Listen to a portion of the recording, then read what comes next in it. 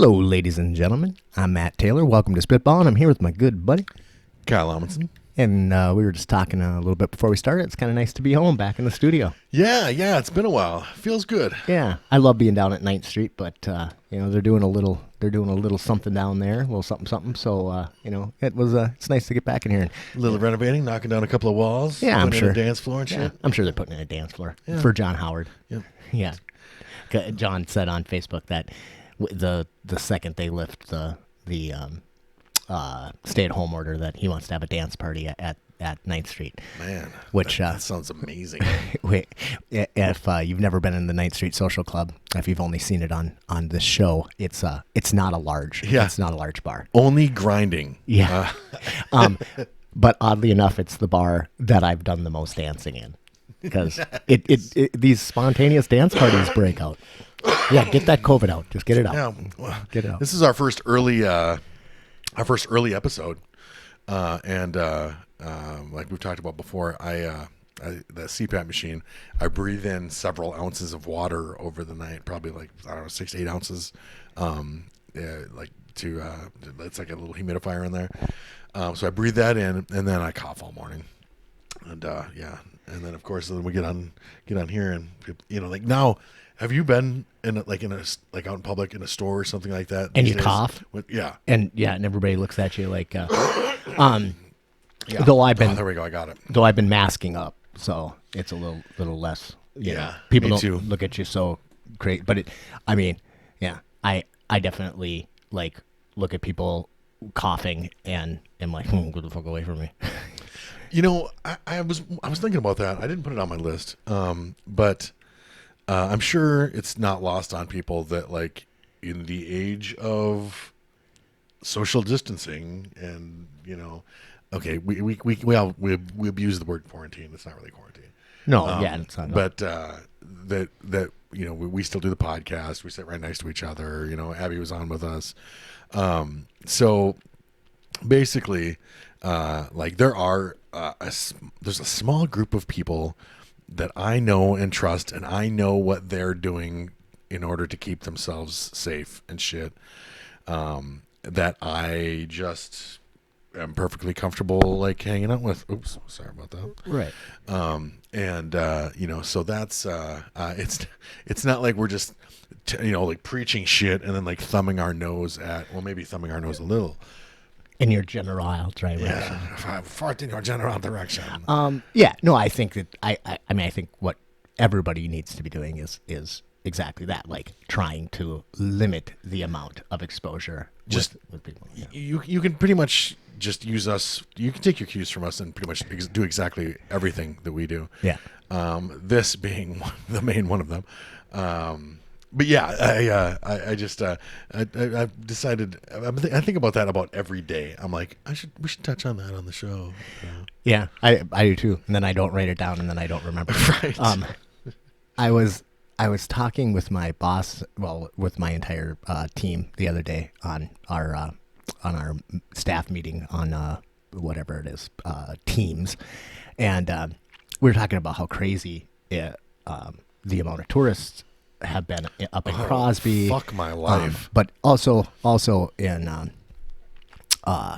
Brainerd, man, trying to go to Home Depot it's tough, and it's and she said something that kind of really hit me, because my boss is cool. She's just super cool, but she also is really good at putting herself in other people's shoes. Sure. Which is hard as fuck to do sometimes. And she said, yeah, I get it, and I'm angry, but I gotta say, if I had a fucking cabin up here, I'd come up. Right, and you've been in the house already for a month and a half, 2 months. You whatever. live down in Minneapolis, and it's a shit show down there. Yeah, and you have a cabin up here. It would be pretty hard for me not to come up, she said. And I was like, God damn it. It's right. so true. That's such a good point. Because I too have been fuck you, tourists. Stay in your own. But at the same time, I might be that same guy being go fuck yourself, peasant. Right. I own a home on a lake, and you want me to stay in my shithole apartment in Minneapolis? Go fuck yourself. That said, it would be nice if the people that did come up at least did practice social distancing, wore masks at fucking Home Depot, didn't lick doorknobs. I mean, that's the part where I get. And don't give any locals an excuse to fuck you up either, because. And it seems like you can. I mean, you can just tell. It's like. Well, and the fucking driving is already like just stupid. The driving is stupid. Did you read my? I did. And I didn't. Is even that get road true? rage She about actually that. jumped the median, Dude. So yeah, so like many of you are my Facebook friends. Basically, you might watch the podcast because you feel sorry for me. And I was turning. It's so 371 going through Baxter, Minnesota here, is 4 lanes with a big old median dividing it, and there's only a couple of places you can get across. Right in Baxter there. And I'm turning right, like nobody coming this way, like there's a couple of cars in that, in the other lane. So like, okay, I'm good. I pull out, I'm taking a right from like the frontage road on the highway, and this lady is like, she was coming at me at a weird angle too. It wasn't like when somebody's like moving over into you. It was like she was kind of pointed at me. And she's just bearing down on me hard, like pointed at me, and I'm like, oh, what the fuck? And I'm like, whoa, because like it always fucks me up when people like turn and they like want to be in your lane, so they like skip their lane altogether. Yeah, it drives me nuts. And just fucking like, oh, excuse me, didn't realize you didn't know physics, and you thought we could both occupy this space at the same time. But that like, I shook that off immediately because I'm like, holy fucking shit! Like she just came from like over there, jumped the fucking median in her giant fucking Suburban, and fucking like came out in front of these 2 fucking cars and is now like bearing down on me. That bitch just owns the road. Oh man. And like, it was a day filled with like assholes driving slow in the fucking, in the left lane. Like a lot of people, like, you're leaving Baxter and somebody's got to turn off in Nisswa, which is like 15 minutes down the road. So Yeah. they got to turn left anyway. So they're just going to stay in the left lane that whole fucking time. Right. Yeah. Driving 5 miles under the speed limit. And yeah, it's infuriating. But this lady, like, and I wasn't like, honestly, I wasn't even mad about it. I was like, damn, I guess you do, like, like she was like just asserting herself so fucking like in such an impressive fashion that her like tall old lady hairdo and shit, I was just like, good for you, old lady. Like, but then I thought about something that I think about all the time. Like old people that are super dangerous drivers like that, just driving the biggest fucking like, right. I'm going to survive. Like my fucking 90-year-old ass is going to survive this wreck. Right. And because I have a tank. Right. Right. And I'm even though I ran over your fucking family of 5 and have been dragging them for fucking 3 city blocks, like you can follow this massive blood trail and but I'm gonna survive. Yeah, that's pretty awesome. Meta and I have been spending a lot of time on our scooters. Those things are fucking amazing. They really are. I really think everybody needs to get one. I'm trying to talk Erin and Robin to get in scooters, and because we should start a gang. Well, technically, I'm in a scooter gang. Nice. It's called Satan's Unicorns. We have to get Tony Powers on. It's actually he's the he's the gang leader. Is that I think is what his title is. It might be Messiah. I'm not sure, but yeah, he's got these patches. He's like the president of the Brainerd chapter, or yeah. He's a fantastic tattoo artist, and he has. But I should just say artist, yeah, because tattooing is only one of the many things that he does. You'll meet him on the show sooner or later. We'll get him on here. He's so fucking funny. He was telling Meta that he wanted. Meta just got another tattoo from him, and he's like, yeah, I really want to go on that spitballing. And I was like, yeah. And he's like, what is it? And then he didn't have and she's like, it's a podcast. Okay, what's that? Oh my God. He has no idea, but he just hears about it and is like, I want to go on it. But he would be a fantastic guest. As well as his brother. I'd like to have Jason on too at some point. Yeah. But because I had some fun stories with Jason. Yeah, just Jason's laugh is fucking infectious. Right, that's all we got to do is just have him sit here and laugh. But Tony did a like a fucking logo for the scooter gang, and it's called Satan's Unicorns, and it's just incredible. It's a you know what? He sent me a picture of it. So I'm going to try to remember. I'm not the best at this, but I'm going to try to put a picture up of this logo right here. So this is Satan's Unicorns, and it's the funnest like demon unicorn thing ever. So, but what I was saying about doing the scooter is, fucking people don't see motorcycles, man. I mean, it's a real thing. Like, you do not exist to them, and it's like, man, seriously, man. Like, you go up to a stop sign. You know, you got your blinker on. It's a 4-way stop. You're there, 10 seconds before that asshole. You pull and that fucker goes. It's like, what, man? Are you serious? Yeah, it's like, I actually because I grew up around motorcycles. My brother was BPM, booze, pussy, and motorcycles. Okay, which was like. They were one of the biggest. They were like the biggest gang in the state until. It's a serious thing. Yeah. Oh, what a fucking horrible name. Yeah. You think it's horrible? I thought it was awesome. Really? No, the BPMs. I mean, just BPM. Like that was what they called them, and it stands for booze, pussy, and motorcycles. Yeah. No, I think it's fucking ridiculously stupid. I think it's fucking awesome. But I mean, considering like it's a little dated, but like it's awesome for back then. Like Ted Nugent type fucking like, oh, that was awesome. No, it sucks, but anyway, how did I throw Ted Nugent in there?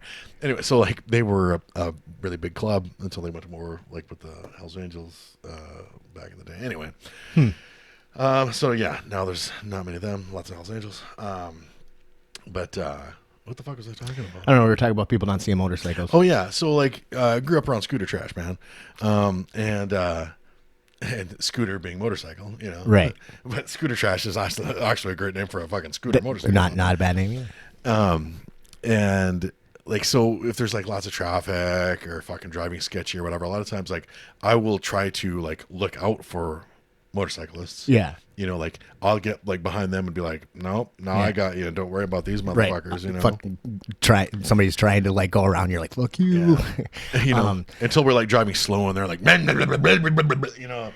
Well, there is some douchey behaviors that I don't approve of. For sure. And like, I'm not really that into motorcycles. Like, I'm not at all. Like, especially like I don't like into Harleys or anything like that. But I'm really into my scooter, and it's a badass scooter, but it's so much fun. But I mean, we're only going, 35 miles an hour or whatever. And, definitely taking the back roads and stuff, we're not on the highway, but, yeah, but I kind of find like the motorcycle, like big Harleys and stuff kind of douchey, but I was well on my way to digging bikes and stuff. My brother was in a horrible motorcycle accident when I was a teenager. And then my mom like made him get rid of all the bikes. She couldn't make him get rid of his bikes. He was a grown ass man. But my dirt bike and all that stuff is gone. Oh yeah, I lived on my bike growing up. And my mom it was like for my mother's sake, I never got back on a motor. I still to this day have never been on a motorcycle. Really? Well, we gotta get you on a scooter. Since I was a teenager. But yeah, I think a scooter's a game. And I do they make like plus size scooters? I was actually just thinking that because if you want to ride a scooter, like really that's 50 cc's or less. Anything else is a motorcycle, So and they're 50 cc's. If you don't need a motorcycle endorsement, then I can see my fat ass like just going down the street. That thing's just fucking redlining, like right. But that's a good question because like I don't know. I mean, even at your optimum weight, that thing would be we'd have to. When I made my way back down to 250ish from my current, on my way back down from my personal best. Yeah, but I mean, you've been losing. You look good, man. I feel good. Mostly because like I just felt like horrible shit at my personal best of 290, which is surprise, surprise, not height weight proportionate for a man of 5'10" Did I ever tell you the story about when I got on the Wii Fit back in the day? So this was back when I had the E squared, and I didn't really think I was that bad. But anyway, we had a Wii Fit, and I was with Jables at the time, and so we're doing the thing, and she gets on it, whatever, and you got your little person that you build, and she gets on and it like measures all of her shit, and then it's like oh and then like it says oh you're all that shit, and like you're fucking perfect, and little thing, little ginger icons clapping or whatever, and then I get on that fucking thing and it does its little deal, and then it goes and the guy makes a sad face and gets fatter and it says morbidly obese, and I was like, did this fucking thing just call me morbidly obese?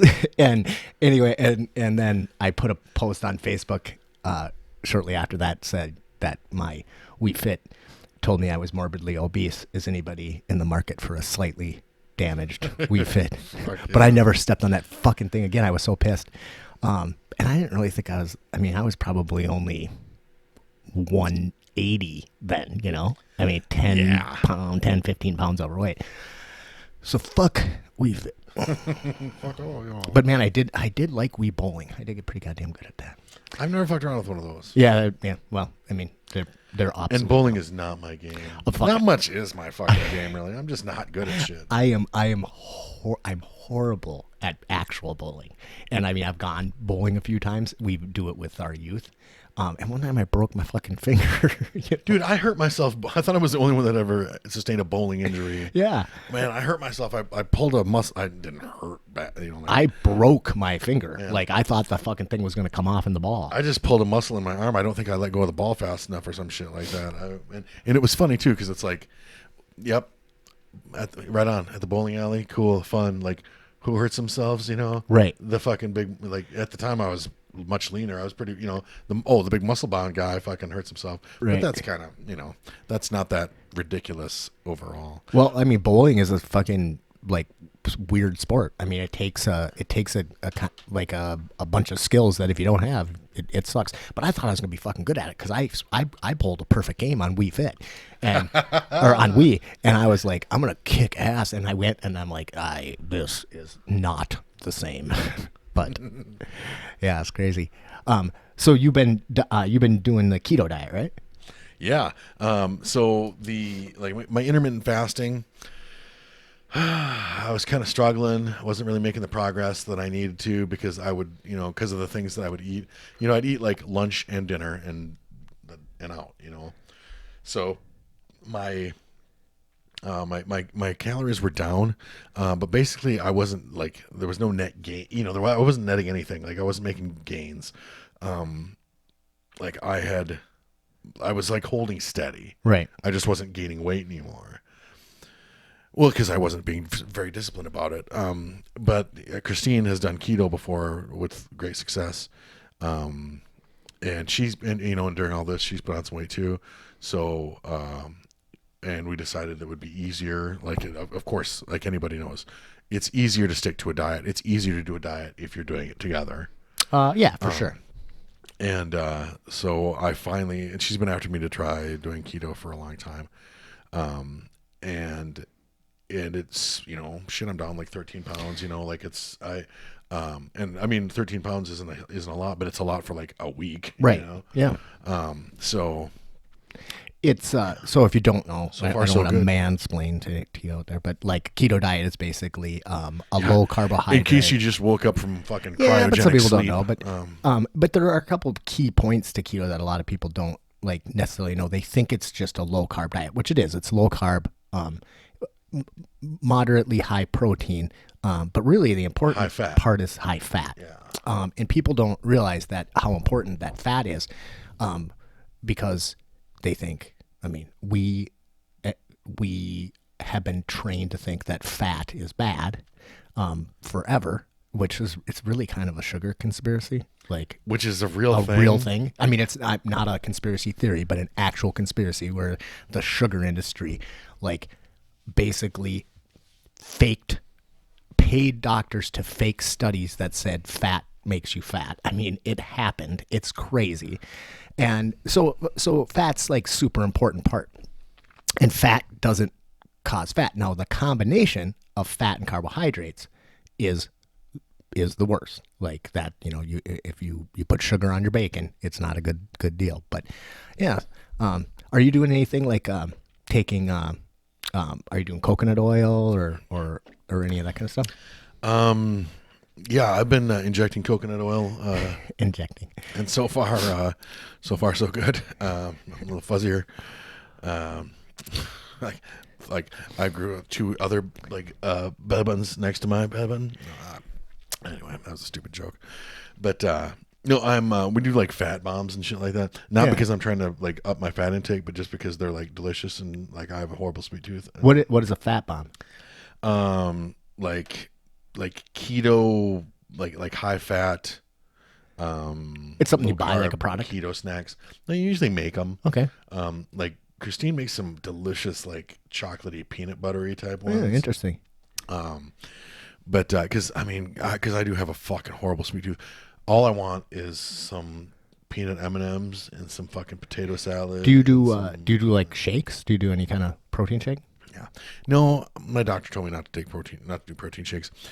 See, with my kidney situation and stuff, my kidney and liver situation, keto is a little, Sketchy. yeah. Yeah. But But I see a lot of conflicting information. yeah, it's all over the place. The other thing though, Next time I see my is doctor, I'm being gonna ask him about fat it. is The least healthy thing. the least healthy thing. So like I know that like there's a lot of different, there's a ton of different information about different kind of diets, but one thing we know for sure that being, overweight is not good for you. So whatever you're doing to get into that target is probably better than carrying around those extra pounds. Yeah, and I mean, we all know that. We all know like a big fat guy that's really like super healthy. Way more spry and Right. in way better shape than than he looks Oh, like. and for stuff. sure. I mean, like you see him all the time. But those guys, like we all think about, like I know I do. I think about that, and then I'm like, well, fuck, But that's just a trap that we fall into because they are definitely the exception. Because you also know, like 20 fat fucks that do not that have diabetes. Right. I mean, it's yeah, that. Yeah. Well, back when I was doing keto originally, and actually back then it was called the word. I mean, they did have the word keto, but it wasn't really called the keto diet. But it was called the coconut diet, and it essentially is the same thing. But coconut oil was like the key to it, and I would do about a cup of coconut oil a day. And at first I was It takes way more than that for me to cover myself. at first I was mixing it in shakes and stuff, but then after a while I just started eating it with a spoon like ice cream, and I developed a taste for it, and I fucking just open up and just eat it. It's good. It's fucking good, especially when you take the sugar out of your diet. Everything that is just a little bit sweet like starts to really taste sweet, and coconut oil has like this sweetness that people don't like notice. Well, those fat bombs, just overall, we've talked about diets, on a couple of different shows. And like one of the big things is just reducing the number of calories that you take in, because it's hard to be on like a diet and not wind up doing less calories. The thing is though, is on keto that actually kind of is the exception that proves the rule, because typically a keto diet calorie wise is way higher because of the fat, because fat has a shit pile of calories, but calories is a dumb measurement. Sure. It's a really dumb measurement, because calories is Energy. Basically how much energy, if you burn the thing, does it whatever.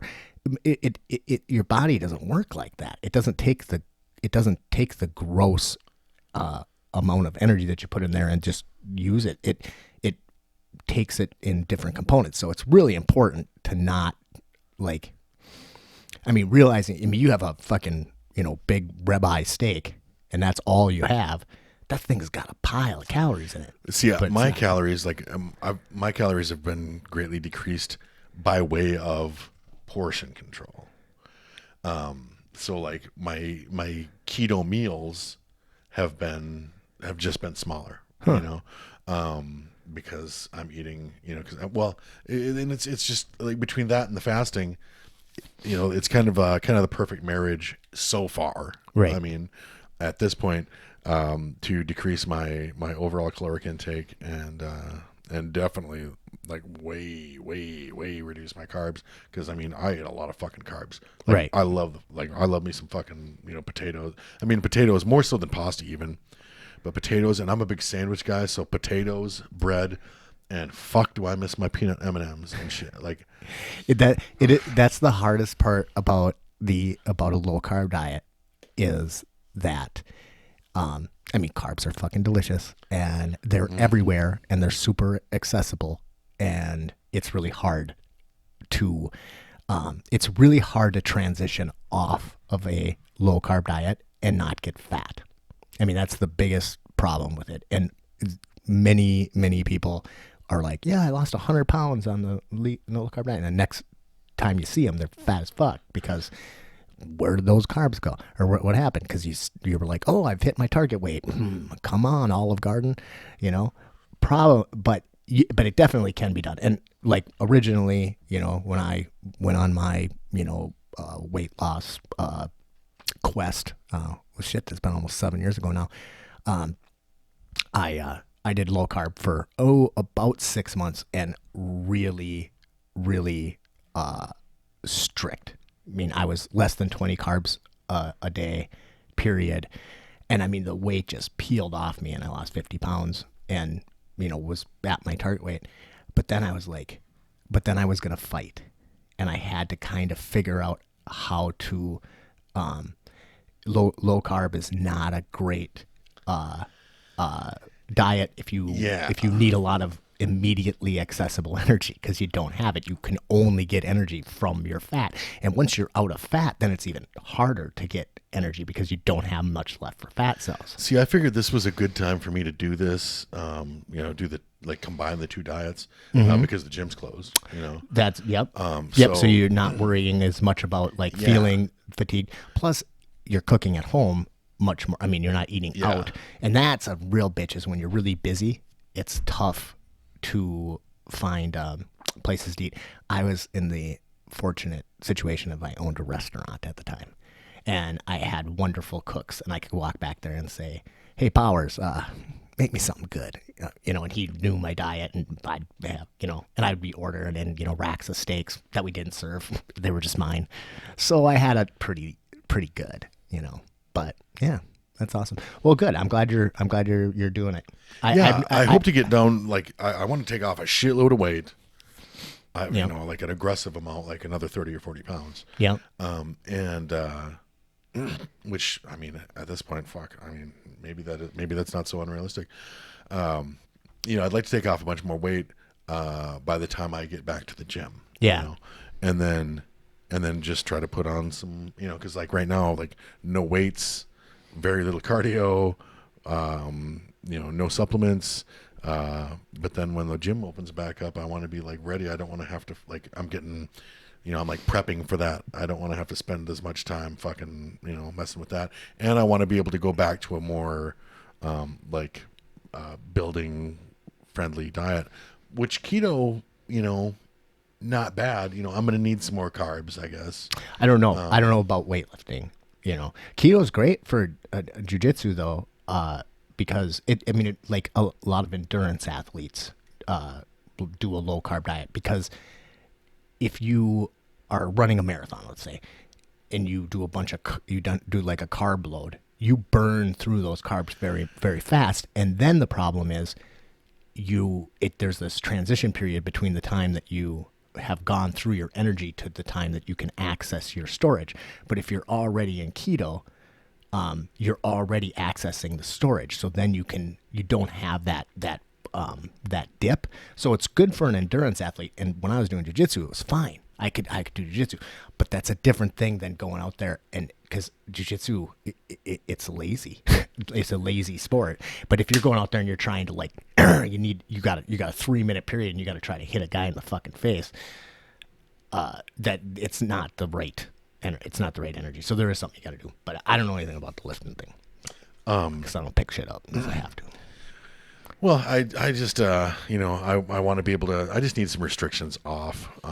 Or at least at this point, I feel like I need some more restrictions off. Like I need some more carbs, when I can lift again. I mean, it is high protein and shit like that. I mean, that's a plus. Although I do need to talk to my doctor about all of that. Actually, I should get a hold of it. I should shoot him a fucking email anyway. But yeah. Anyway, Cool. Time. Well, I have been. I was a little like worried about you. Maybe the last 2 episodes because you were kind of. We were joking about it, but I knew the weight was bothering you. Oh, and fuck, you'd be like, so much. You'd be like, "If I get any fatter, I'll have to eat you," or whatever. And it's like, I know you're joking, but I don't know. It's like you're not feeling good about it. Yeah, I mean, like anybody that knows me well knows that I love me some me. I'm a little bit vain, and I've always been like into my appearance. Now, getting old is fucking tough enough. Yeah. But getting old and just like fucking letting yourself go, is brutal. And and I'm like at 290, 5'10", motherfucker, and I haven't been lifting, So I mean, it's like right, and not it's lifting been that bad. also like you're not getting those endorphins from working out either, so that kind of adds into the whole But from like the energy standpoint, like I thought it would be tough for me doing the low carb thing, which is why I'm not going to jump right back to a regular diet when I start. No, you can't. You have to do a transition. That's the most important part. You have to do a transition. Because my energy levels are not down. No, Not at keto all. doesn't make. So there's something called the keto flu, which a lot of people get when they first start a keto diet, and it's essentially your body like getting rid of all the toxins that you have. But you've been doing the intermittent fasting, so you probably that kind of takes care of that. So yeah. So you've been hitting ketosis. If you're doing your 16-hour, 18-hour fast, Yeah. you end up hitting ketosis every day for a short period of time, and then you break it. So now you're just staying in ketosis. So you're good. You're good. Yeah. You should get piss strips though. They're little strips. You can buy them at any drugstore, but they're keto strips, and you pee on them, and it tells you what level you're in, and it has a chart on the back. The redder, the better, is what it says. I've just been going by how my pee tastes. I'll have to. Yeah, I'll have to get into but that. if you're eating a lot of asparagus, man, they'll throw that off. I ate so much asparagus yesterday. I love asparagus. I love the way it makes my yeah. pee smell. I was bummed out because it didn't change. Like I couldn't smell my pee. I'm like, why do I eat all that asparagus if it doesn't make if I can't look forward to the pee smell? Yeah, because it's delicious and I love it. Oh. Cool. So Milk. go ahead. Milk. There have been some surprises. Like Christine has been guiding me very well. But like the other day, I'm like drinking a glass of milk, and like some shit, I just space off and I didn't think about it. I didn't realize that milk had as many carbs as it does. Shit pile, yeah. Yeah, and I'm like, oh fuck, So like, okay, that's enough of that, So some people actually don't realize, but the lower the fat content of the milk, the higher the carbohydrates. So skim milk has got more carbohydrates per cup than whole milk, and whole milk has more carbohydrates per cup than half and half has more than. So you can actually drink like heavy cream. I was gonna say I'll just enjoy a glass of heavy whipping cream with breakfast. But think about it. So if you take heavy whipping cream and you can't really have cereal, but you want a cup of milk. You take 1/8 of a cup of heavy whipping cream and water, and what do you have? Milk, but no more carbohydrates. Because you're limiting the sugars in it. Because the lactose in the milk is sugar. So the higher the fat content, the less lactose. And that's why people who are lactose intolerant can still like do heavy cream and it doesn't bother them because it's got much less lactose. I don't know if I get used to drinking that shit. Oh, it does. It tastes great. Dude, when I was doing my diet, I do these fucking protein shakes with just whey protein and then heavy whipping cream and coconut oil, and they were fucking delicious. I mean, like, well, delicious. I mean, there's a lot of whipping cream and shit like that. Like Christine makes some little snacks and stuff with heavy whipping cream and stuff that are. I don't know why we're calling it whipping cream. Heavy whipped cream. Maybe it is whipping. Fuck, I don't know. It is whipping cream. Yeah. If not, it's funnier to say. Yeah. I'll say whipping as much as I can. Yeah. Cool. You know, Well, let's get off the diets. yeah. Let's talk about death. Yes. No. So my shirt today, it says "Dyslexics of the World Untie." Love that. Yeah, and I made it last night, but a good friend of mine gave me this shirt, a shirt exactly like this. I was 17, probably. And if you don't know, I'm dyslexic, super dyslexic. Grew up with horrible learning disability and like fucking, can't spell shit. And I was also a pretty rough kid. By the time I was 16 years old, I had 8 felonies, so that's pretty impressive. Anyway, I've told the story before about the guy who helped me out with the vagina. Yeah. Yeah. His name was Erin O'Niel, and he passed away last week.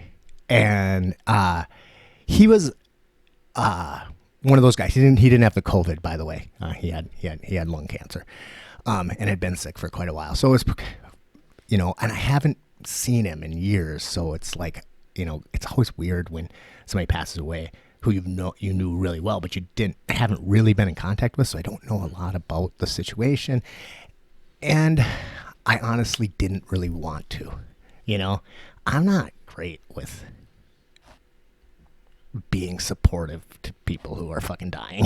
It's always a struggle. Like, what do you say? Right. What the fuck do you say? Right. The same shit the last guy said? Yeah. Last 10 people said? Yeah, I didn't It's really tough, want to man. be part of that. But, yeah, so I heard about that on Facebook. John Howard actually put a post out, and I saw that, and I was like, wow. And I'd just been thinking the last couple days, because I got the time, about how really fucking important that dude was in my life.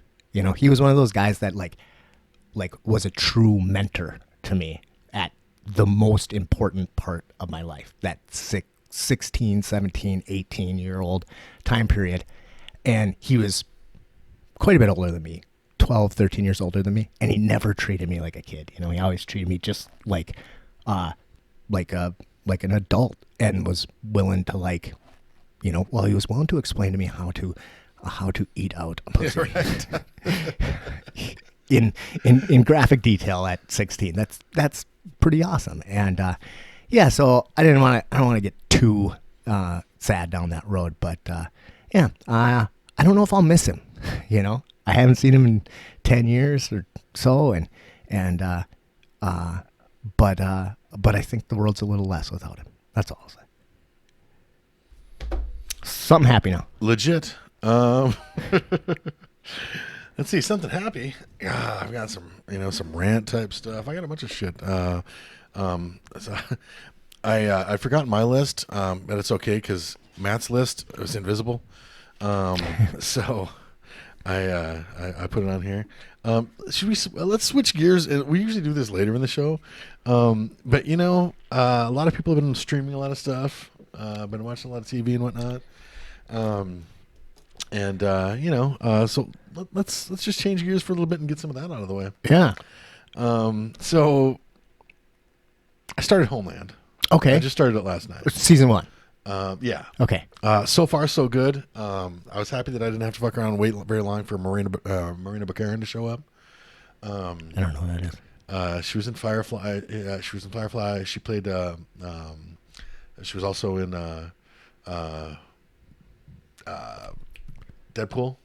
She was the girl. The I don't remember her in Homeland. She was.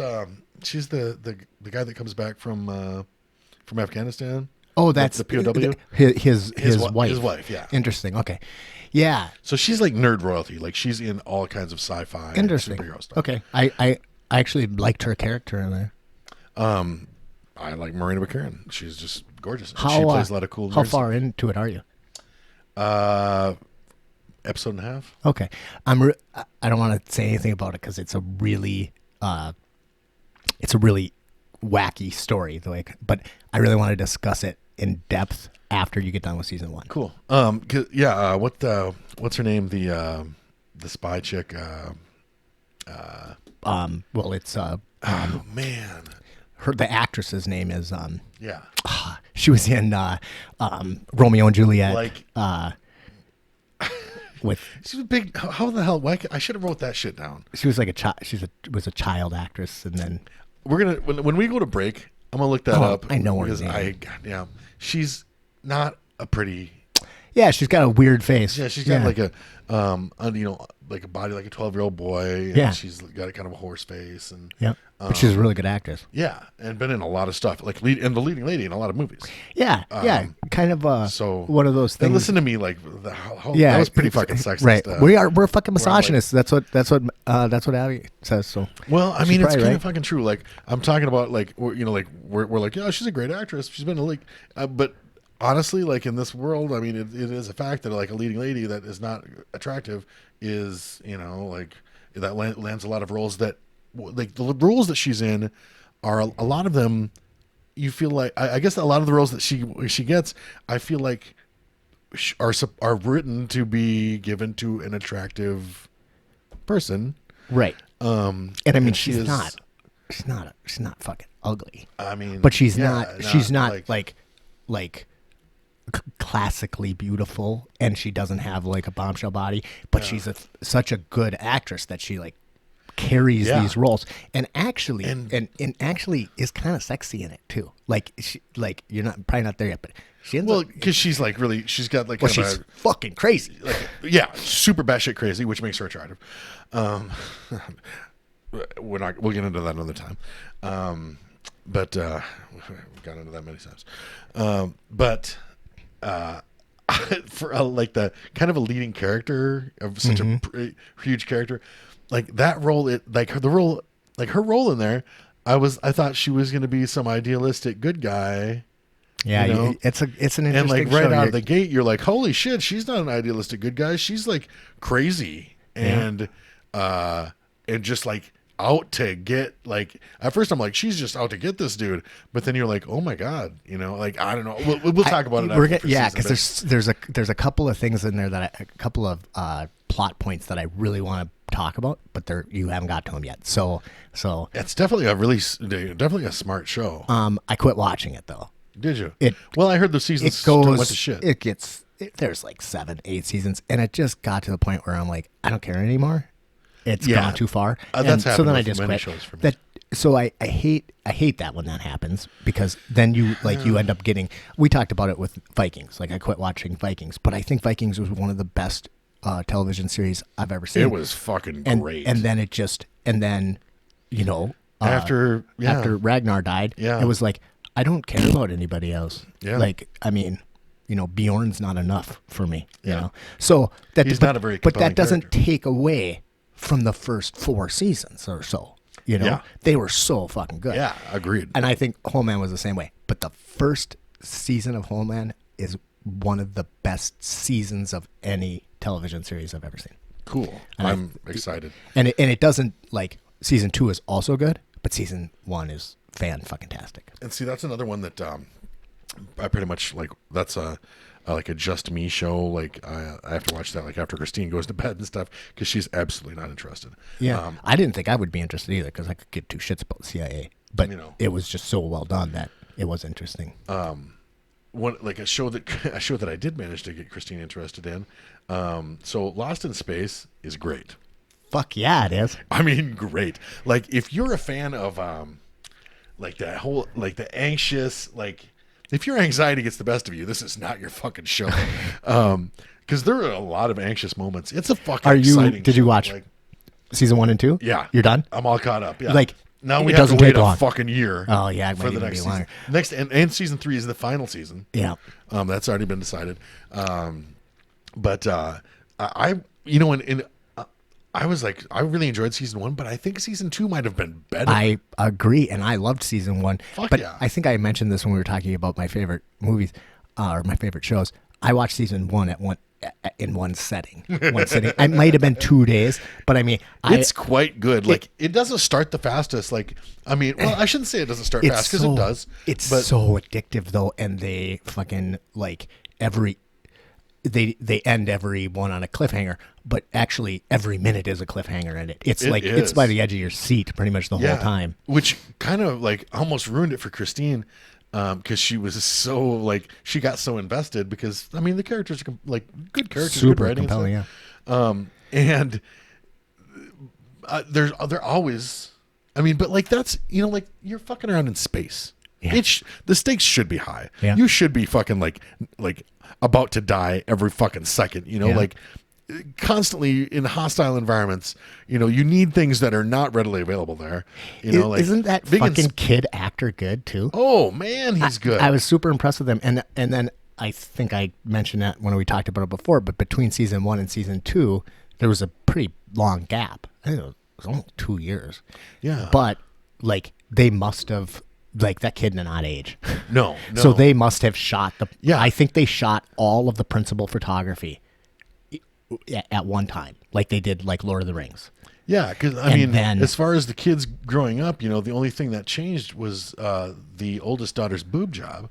I didn't notice that. I didn't. You didn't? No. She went from a A to a strong C. I seriously didn't notice that, but that's probably because I didn't rewatch season 1.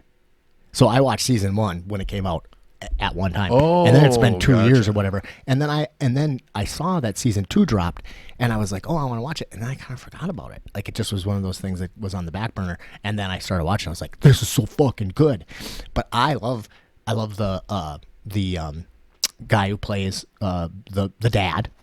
He is the captain from Black Sails. Yeah. The He is mom great. is the from Deadwood. Yeah. And God, I like her. Yeah. She's great. And her character's, I mean, she's just badass. Yeah, so like smart, super and, like, competent yeah. woman. Yep, that something like ridiculously sexy about that For sure. And then the crazy doctor con artist chick is what's her name? Dr. Smith. Yeah, I know, but what like her real name? She I do not know. yeah, she's super famous. It's I can't remember, but yeah. Shelley will tell me. Yeah, that show, Lost in, and it kind of, I feel like it's kind of under a lot of people's radar, because not everybody's like super into sci-fi, but it's not. I could hardly get on Facebook without seeing an ad for it. They seemed like they pumped the shit out of it, and then I didn't see anything about season 2. And like I said, season 2 is even better. And and Christine is not like sci-fi is not her genre. I mean, she's not close to it. She's watched a lot of sci-fi over the last couple of years, but she loved the show. And yeah, the characters are great. It's exciting. It is exciting. I loved it. It's edge of your seat. I'm really looking forward. And actually, I like the kind of the whole like science fiction-y concept of it too. Like I don't want to wreck it, but like the way that they travel and all of that stuff. It's pretty interesting. Yeah. They're kind of out there. There's a lot of I pride myself. I ruin a lot of shows for myself because I'm like predictable. This is gonna happen. This is gonna happen. This is gonna happen. And then we'll watch something, and Christine will be like, "How did you know that?" And I'm like, I've been watching too much TV since I was 3. Right. But Meta does that too, and I'm like, why do you even watch TV? Right? Like she you ruin it for she yourself. says but she says the line before the person the actor does, and I'm like, why are you even watching it? Like, what's going to happen. You could just write it. And I have no idea. I've already seen this fucking thing. I have no idea what's going on. Well, in watching Lost in Space, I kept I'd be like, oh, here's what's going to happen, and then I'd be dead wrong. Oh yeah, no, it's and they'd throw in such random shit. Like there's always surprises, like the horse in the dining area. Shit like that's not what I thought was gonna happen. It's a good one, and that's so refreshing. It's so nice. It's wonderful not to know what's going to happen. And it's pretty family friendly. Like I mean PG. They swear in there a little tiny bit, but I mean, honestly, I don't even know. But it's definitely there's no. Yeah, the violence isn't over the top. Yeah, I would say it's pretty kid friendly. Yeah, the violence isn't over the top. There's no nudity. I gave it high marks anyway. But and the who's the smuggler guy? Yeah, he's one of my favorite. The mechanic smuggler. I love that guy. Yeah. But yeah, so I think that's a spitballing endorsement for Lost in Space. If you haven't seen that, Well, I'm really glad you did because that was on my list and you were like, Yeah. you're like, yeah, I haven't done. So I'm glad I you took tried that to up. start it like 5 times. It seems so weird because I thought that, but again, I came out of the gate loving it, and so And for me, and I don't know what the hell, I don't know why I didn't get into it right away because they kind of like, it doesn't start slow. I don't think so. It took me an episode or 2 to get into it, but not because it started slowly, because like I said, every goddamn minute is a crisis. The only thing that I think that people think, one reason I think people don't want to watch it or like hesitate. They think about the old series? Well, yeah, and they think it's going to be childish. They're expecting it to be campy. It's going to be Disney-ish, Yeah. and it's totally not. No. I mean, it's exciting. I really like it. I finished Deadwood, and I was pretty disappointed on it, actually. I loved Disappointed the with series. the ending? Okay. I loved the series. Loved it. But the lack of resolution. And then, like the third season ends and then on a fucking cliffhanger. Yeah. And then it gets canceled. I was like, why the fuck would they cancel that? Like, what? I think that one was about the actors and stuff. So good. Well, but they must have did something, right? Because they got the actors to come back and do a movie. 15 years later. What, was it that long? It Is was a that long show that fucking time. old? I think so, yeah. Because, and the movie kind of sucked. I mean, it was all right. Yeah. It was like, I was excited about it, but it did. Well, it left didn't something to be even- desired. And it ended on a kind of like the same fucking cliffhanger. It didn't resolve. I wanted a war. I mean, season 3 ends with a fucking imminent war coming. Yeah. And then 15 years later, and then they still don't have the fucking war. I don't know. I was pretty disappointed, but god damn it, it's probably still worth it because The series is really good. so goddamn good. And I love like that grittier, more realistic feeling Old West, where not every fight is not everybody that gets shot in a duel at high noon. Right. And not all the violence is gunfights. It's mostly like some ass whoopings and stuff. You know. Actually, that's something I liked about it is that it's like Al Swearingen, there's one line What a and he fucking says, amazing character. He goes, God, I probably should learn to use a gun. But he's like a knife guy, and he's fucking brutal. He kills people. Well, because he grew up like a street urchin and shit like that. So no, he wasn't But he's like, I probably should have. God damn, I probably should learn to use a gun. And he has there's a lot of good lines in that goddamn show, and 90% of them are Al Swearingen. He's pretty awesome. And then Trixie, Ooh, so much stuff. she's great.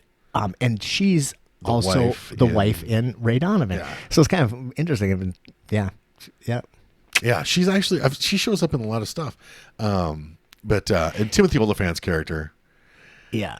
dude, how much do you appreciate the boiling the intensity, and He makes me feel uncomfortable. dude, It's like because he's like always boiling over. Maybe not he's always, like but he's like he's the sheriff, and he's like he's like a straight arrow good guy, but like something bad happens and they gotta tell him, and they're like, oh shit, like go get 'Cause the he's sheriff, got- but make sure you don't tell him what happened because he's going to end up fucking killing somebody. yeah, he's they're volatile like afraid and of him. capable of outstanding brutality. Outstanding brutality when he beats her father.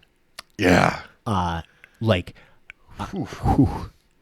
Yeah, man. Yeah, and he's that character he's probably my favorite character. But man, Al Swearingen is cool. But there are a lot of fucking cool characters. Calamity Jane. Calamity Jane is great. Oh my god. Yep. Such good shit. The Doctor. There's just a wealth The of Doctor. The characters are Now, so rich. It's been Like, driving me crazy because what else was he in? he was in Dune. No. But I know him, but I cannot fucking place him. But he's there. The whole series is fantastic. It just ends kind of shitty. Yeah, yeah. Okay, this is how disappointed I was at the end. I watched Open Range afterward. Open Range is always good. I only watched. kinda plods I only along, watched the but last. it's awesome. I think I've said this before, but I've watched the end of Open Range a half a dozen times. I think I've only watched the whole movie once. But Are you the fellow that shot my friend? I actually Or was shot a our little friend? bit. Yeah, great scene. That's actually a great scene. After watching it again, I was like, I think they could have done better with the gunplay in it, you know. But I really, it's good. So the one thing I really enjoyed about Open Range is like the people loading their guns happens more than the actual shooting, you know. Like Yeah. because it's a pain in the ass to load a fucking Colt 45. I mean, it takes some real time. So you have a 6-shooter, you lose your 6 shots, man. You got to fucking hide and reload, or you're gonna get your ass blown off. And there was a lot of that. And running around and they're dropping bullets and they're fucking, it was good. And not enough shows, obviously, not enough shows think about things like that. One of the things that I appreciate about like the Outlaw Josie Wells, you've seen the Outlaw Josie I have. Wells? I wasn't a huge fan. I've never liked Clint Eastwood westerns. I'm not crazy about Clint Eastwood, but I love love the Clint Outlaw Eastwood. Josie Wells. I mean, other than Unforgiven, which is I hold up as one of the greatest movies of all time. So if you don't know anything about like Missouri, like rebels and guerrillas and stuff, like Bloody Bill Anderson and William Quantrill, stuff like that. That part of the Civil War is pretty fucking interesting. But that was a different, that was a lot different than that part of the war was a lot different than like the armies fighting it out in like around Virginia and shit like that. Yeah, Gettysburg. And one thing like that they do in that movie is like he carries a lot of pistols. Well, a lot of these guerrillas and shit are like we're used to like kind of being on the run and like fighting from horseback and stuff like that, and needing to lay down some fucking fire. Just throw a lot of lead around. So being like bristling with pistols, carrying like fucking 6 pistols on you or something. Right. You just don't have to like you can get off a lot of shots before you have to fucking reload. And they they would be shooting cap and ball, so like they're black powder pistols, so fucking reloading them takes forever, right? So and so that's I like that. I appreciate that because man, but we've always been bombarded with a million fucking shots, no reloading. And that drives people crazy. My favorite. What? Okay, I'm going to ask you a question. What is the worst movie when it comes to magazine capacity ever made? Oh fuck! There's so fucking many because you see them like, you see guys like using one magazine and just spraying. But there's one that is just caps it all, and it's Last Man Standing with Bruce Willis. Oh fuck! I only saw that once and I saw it in the theater and I hated it. And the gun he has is a Just a 45. 1911. Yeah. 1911. So, but this is early. So that was like this is like in the 20s. So he has a semi-automatic 1911, which at the time period was like a boss gun. And he uses it like a fucking machine gun. It is ridiculous. Like, there's a scene where he shoots 45 shots in a row with his 1911. and it's held up as like the absolute worst magazine capacity show of all time. It is so bad, and it wasn't it wasn't a joke show. It wasn't supposed to be. Yeah. Like they were trying to make a It was essentially a piece. Western. Yeah, they're trying to make But everything's a Western. Western in the 20s. Yeah. It was so bad. Because he was So the bad. gunslinger that fucking rolls in a town and blah, blah, blah. Yeah. Yeah, it was crazy. Okay. So you watched The Outsider. I did. Okay, and you really liked it.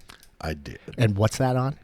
HBO, Okay, I believe. which I just accidentally got because, or was it? Which one is Deadwood on HBO or Showtime? HBO. Okay, because I had to watch the fucking movie, so I had to get HBO, and now I'm like, fuck, now I got HBO. I was going to cancel it, and then I was like, well, let's see what else HBO has. But there's a lot of stuff on Yeah, there. I know. I did. And Westworld. Well, I saw that Shelley said on Facebook that you should really try reading the book, The Outsider.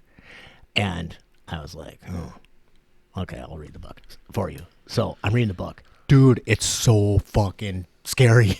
I mean, I'm freaked the fuck out. I've I've always found King to be not a friendly read. Oh. I've listened to when I like a lot of the audiobooks that I have listened to in the past, which I mean, we're talking tapes back in the day. Yeah, books on tape. Were pretty awesome, really. Yeah. And I have been looking, I haven't been digging deep into it, but I don't want to waste everybody, we waste enough of your time, but I do need to start with some audiobooks and stuff, mostly because so when I read anymore, I fall asleep. Yeah. I'm old now. I fucking read. I'm like 2 pages in. I'm sleeping. It was worse before I started using the CPAP machine. I was fucking tired all the time, but I still I fall asleep when I'm reading.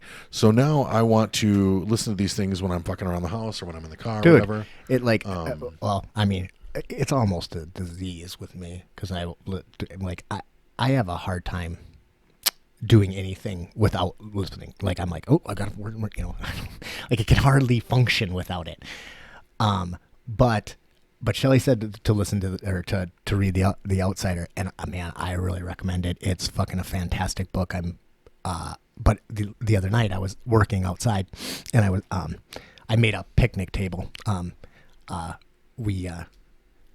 Logan came over and we grilled a little bit, and we don't have a picnic. We don't have any place to sit outside, and it was really nice, and I wanted to be outside. I was like, God damn it, I need to make a picnic table.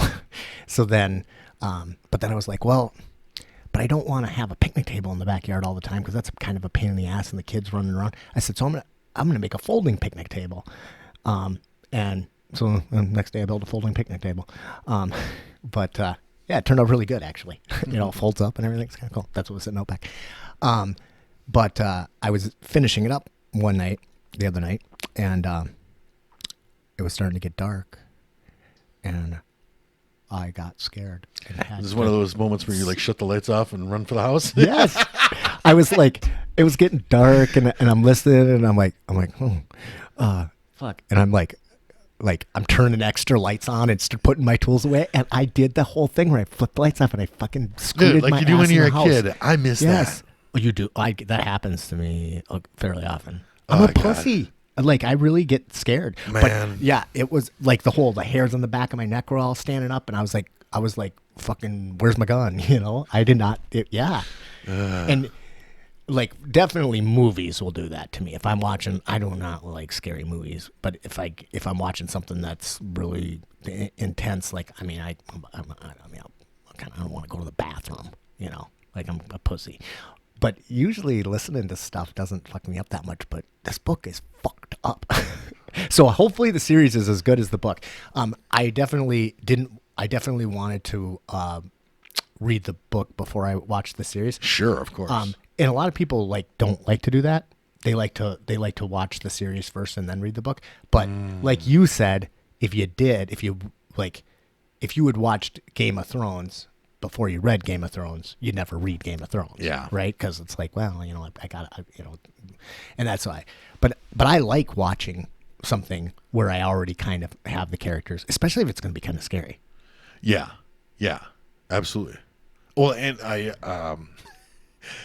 and it's, and sometimes like even the real minor stuff, the peripheral things like, oh, that's how that character looks. Yeah. Like that's not the way I thought about it. But we'll go. But that's an easy one to get past. Yeah, too, for me, it I doesn't don't ruin really. shit for you. Yeah, I don't really. I don't get hung up on that. No, me neither. The minutia, the little details and The stuff. only thing I can think of that bugged me is that in The Expanse, Amos?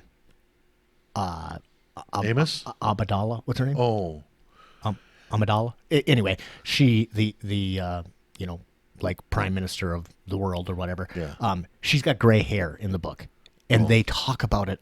They talk about her hair a lot, and it kind of bugged me that she didn't have gray hair because I was like, that wouldn't have been a hard sell. Just fucking, like wouldn't have been that big of a deal for her to have gray hair. I fucking love that character. But too. yeah, she was awesome, and it didn't take me long to just like get over it. But yeah. So I think that's the next series I'm gonna watch is The Outsider then. Well, maybe I'm gonna finish the last It's pretty season damn of good. Westworld. Another one that's really good. So do you remember the movie The Golden Compass? Did you ever see that? Yeah. Piece of shit. Read the books; they're great. Yeah, we've talked about that before. So his Dark Materials is set in that universe. And What? His Dark Materials. Okay. That's on HBO. And I've watched another one, and I think just because of like, I didn't, I wasn't really looking to add anything to what I was watching at the time. I started that a couple of times and didn't get into it, but then when I actually just sat down and got to it, pretty fucking good. Okay. Interesting. No. That's interesting that was the name because that wasn't a name of because there was the Golden Compass, the Subtle Knife. And I can't remember, but there's a couple of them. They were good young adult books though, like Harry Potter level, but Sure. like not so. Everything's good, They're a little darker. A little darker. Yeah. Sure. You did a book recommendation on Facebook today, and I was proud of you. Yesterday, And actually. It's a series I haven't read. Well, see, a lot of people haven't. I don't know where these got popular, but they're in like they were just in my school library when I was a kid, and they were in the public library too. Like, so they showed up in a lot of libraries. I don't know if they saw some popularity and then dropped off everyone's radar.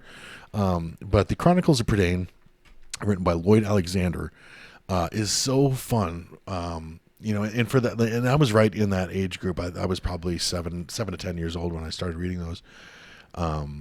It was a great series. I can't say enough good things about it. Huh. Like I said in the recommendation, they borrow heavily from Welsh mythology. Yeah. Which is fucking super fascinating. The names are really cool. Lots of like Daer. Some of the names are hard to pronounce. But the characters are fucking great, and there's so many really good like life lessons like hidden in there and shit. There's stuff like there's like one book where he's like not focused on being a hero. He's trying to find like who he is, and what he's gonna do with his life and shit like that. And like he apprentices like as a weaver, and like he's a swordsmith at one point. Taryn is the lead character's name, the assistant pig keeper.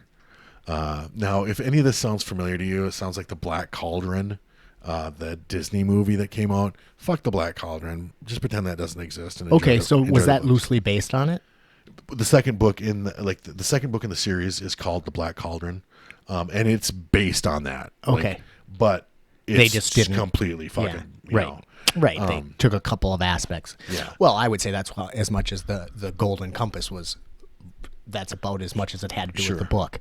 See, this the series is a little darker and more grown up. There's the Dark Crystal series. or the black. His Dark Materials. Oh yeah, Like that. right. You're such a Gizmo. They're stealing kids, and like trying to like separate them from their demons and stuff. That's which, in demons in there, they're not like it's not like like servants of Satan. Demons in in those books, like every person in this world has a familiar, has an animal that's attached to them, and they do a lot more about so your demon's shape, like what kind of animal it is, like changes right all the time when you're growing and until you get to a certain age, and like when your demon finally finds its right shape and form or whatever, then that like you're linked up, so like you're becoming like it's a rite of passage, like you're a young adult at that point that your demon like turns into. It's been a long time since I've read those. I remember there's a like they have children where they cut the demon off the children and they get all fucked up and stuff. And but the show is fucking great. But that book recommendation, like the one where he's a swordsmith, like he learns that like, oh, congratulations, you built a really pretty sword. It looks great. It looks like something a fucking prince would wear. Now let's fight, and it busts into a million fucking pieces. And they're like, no, that sword, the big ugly one, like that's your weapon. That's a real sword, Right. And it might not look that pretty, but this is the serviceable one. This is the one that's not going to get you killed. Right. Shit like that, little stuff like that is thrown in so much, and they're fucking so well written, and the characters, like I got really invested in these books. These are probably my favorite books that I read as a kid. I'm gonna have to try them out, and I like young adult fiction. I'm cool with reading a kid's book. You know what I mean? I see, like I keep wondering, like if I would enjoy them if I tried to read them again, but I'm not. It's not easy for me to reread anything. Really tough. Oh, really? Yeah, I'm not good at that. I reread things quite often, or re-listen to them. Well, I think let me know what you think, because like the Book of 3 is great. The scary bad guys, like scary, like there's. I was just proud of you for making a book recommendation. Well, those books were so fucking key for me, like growing as a young nerd. Like it was like those books like launched me into like Dungeons and Dragons and stuff, right. and because I was always fantasy was always my genre. But in those books, like there's such scary bad guys. Like there's these like these like evil bird creatures or whatever that serve the dark, serve the Dark Lord, whatever. I can't even, I don't remember. The name is, anyway, that's not important. Well, yeah. But the huntsmen, which were like some kind of wild like nature dudes that were fucking like that followed him. The Cauldron Born, which were the undead that he raised from the fucking it's really good shit. Check it out. You just can't wait till Boo gets old enough to read them. Huh? Man, if he's bookish, I hope he. I don't know if I don't want to push books on him. That didn't, like people put. Yeah, I haven't figured out the formula to making your kids like interested in the same shit you are. I don't think that. I don't think it's important.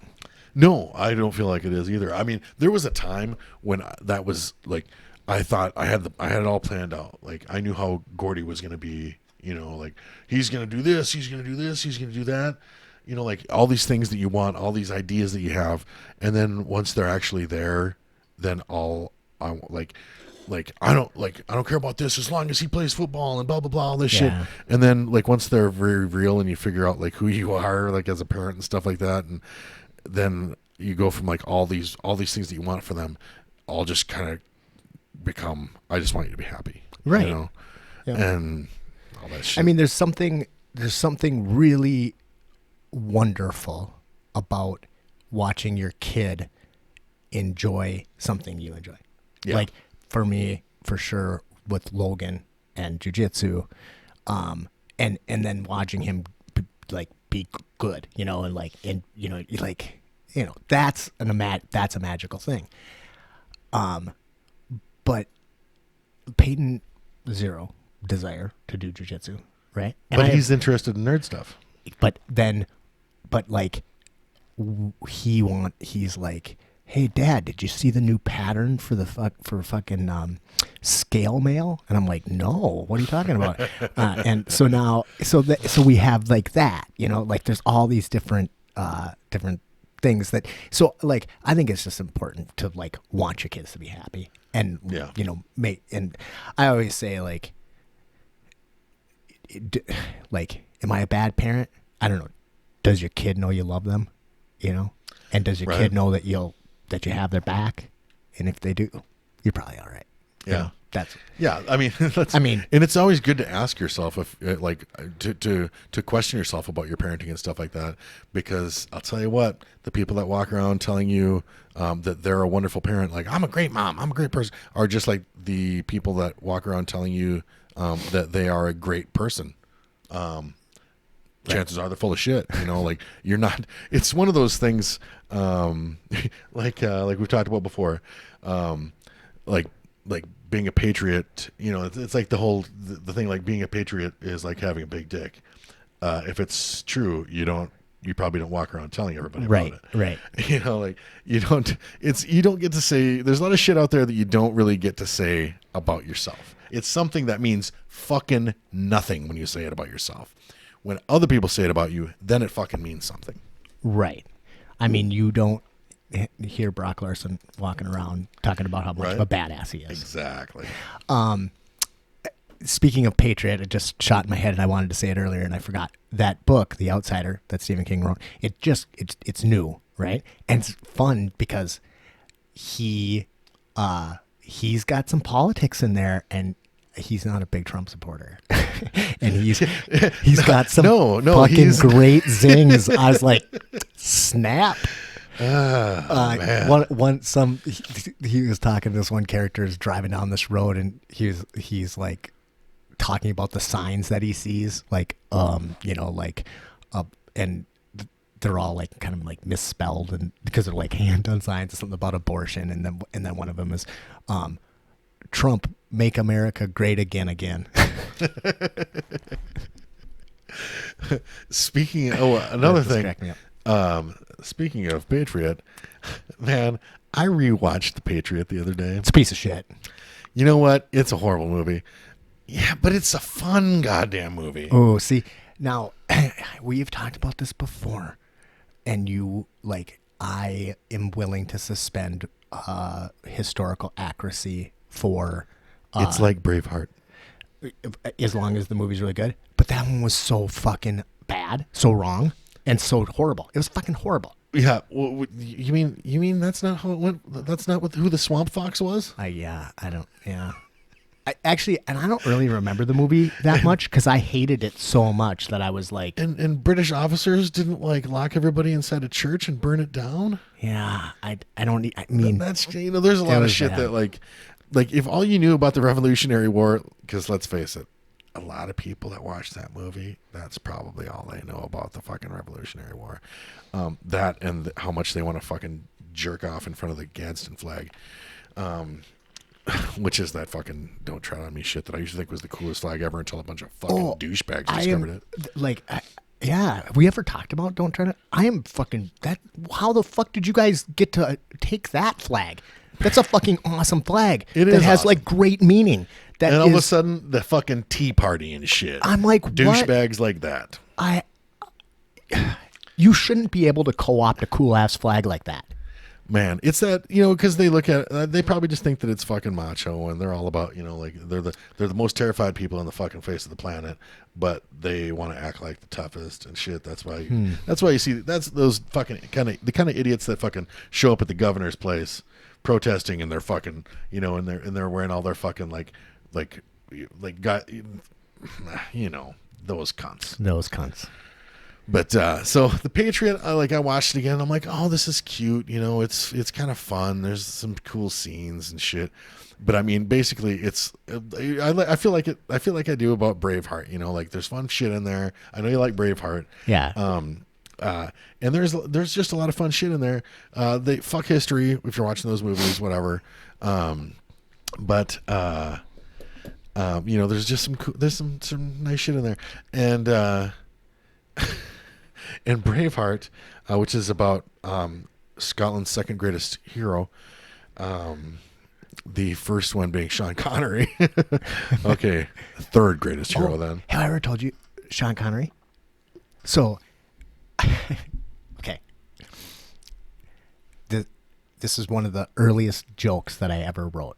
Actually, the first joke I ever wrote, I was like, I don't know, 6, and it was what don't you want a seeing eye dog to do? And it was chase cars. Not a great joke, but I was 6. You know, but I don't think it's bad. I thought I loved like Jim Carrey so much when he was on In Living Color or whatever. I wanted to do like impressions. By the way, horrible at impressions. Oh, they're so hard. But I have one, and it's a Sean Connery, and this is Sean Connery in prison. Shit, I dropped the soap. That wasn't a bad Sean Connery. That's all I could do, though. Shit, I dropped the soap. Anyway, okay, sorry. Yeah, but so let's talk about Robert the Bruce. Yeah, actually, by wanting to, you liked the show. You know, I really did. It was good. Yeah, it should be fucking good. I paid $7 on fucking Amazon, fuckers. But I was a little worried that it was going to be bad. It didn't have the big battles, the huge budget that Braveheart did. Now, Robert the Bruce is Scotland's, actual, like the guy that fought, won the Battle of Bannockburn, which was the first big battle in Scotland winning its independence. That was the turning point. And so Robert the Bruce, I first read about when I was a little kid. I read a story about him hiding out in a cave. Now, this guy was the king of Scotland. He wasn't born to be the king of Scotland, but by the time he was he was a grown man, he fought. There was 2 guys that were vying for the throne, 2 Scotsmen, and they wound up. Now, and this is where like the history is, history is written by the victors. So that guy apparently ambushed him at this church that they had decided to meet at. Well, there's another story where they just got into a fight, and one guy walked out of the church. And that was Robert the Bruce. Now, the cool thing about the movie, one of the cool things about the movie, I enjoyed it a lot. And it's just a movie. Yeah, just a movie. The guy that plays Robert the Bruce in Braveheart, yep, is the guy that plays Robert the Bruce in Robert the Bruce. Yeah. And I do not remember his name. I should have wrote that down. But the movie is pretty fucking cool, and you learn a lot more about the situation. I feel like you learn a lot more about the history. Oh, fuck. I started talking about that cave, and I fucking spaced it off. So he was the king of Scotland. And, but like, he got his ass kicked a lot. Like, you win a small battle, you lose a small battle, but you're going up against the English, Mm-hmm. And so at one point, he's hiding out in a cave. He's wounded. He's hiding out in a cave. He's given given the soldiers, like they used to do, like the winter off. Mm-hmm. And, well, so he's watching the spider build a web in a cave, and the spider keeps falling. And like, if you've ever watched the spider, like, it's not a perfect process, as cool as they look, it's not a perfect process. And then the spider just starts in again where it was at, and just keeps working on it and shit, And anyway, this story about the spider in the cave winds up becoming a famous, what is it called, a parable? Anyway, and the spider in the cave even shows up in the goddamn in Robert the Bruce in this story, and you learn a little bit more about like what led to Scotland winning its independence, than I feel like you might in Braveheart. Well, Braveheart wasn't a goddamn documentary. No, and neither was this, But yeah, so Robert the Bruce on Amazon, it was pretty damn good. It wasn't amazing, but it was pretty good. And a guy from I A guy from Black Sails shows up in there. Oh. He was the badass pirate captain that was the protege of Blackbeard. He was like the main bad guy. Yeah. The guy who had the, I don't know, the kind castle. Of very well built, kind of weird looking dude. Yeah. So he he's in there. He plays he's the bad guy. But yeah, so Robert the Bruce was quite good. And The Patriot, dumb, kind of fun. Glad I watched it. So I wanted to talk about Robert the Bruce a little bit because Yes. I reread a book that I just absolutely love, and it's by Graham Hancock, and it's called, I believe, The Search for the Ark of the Covenant.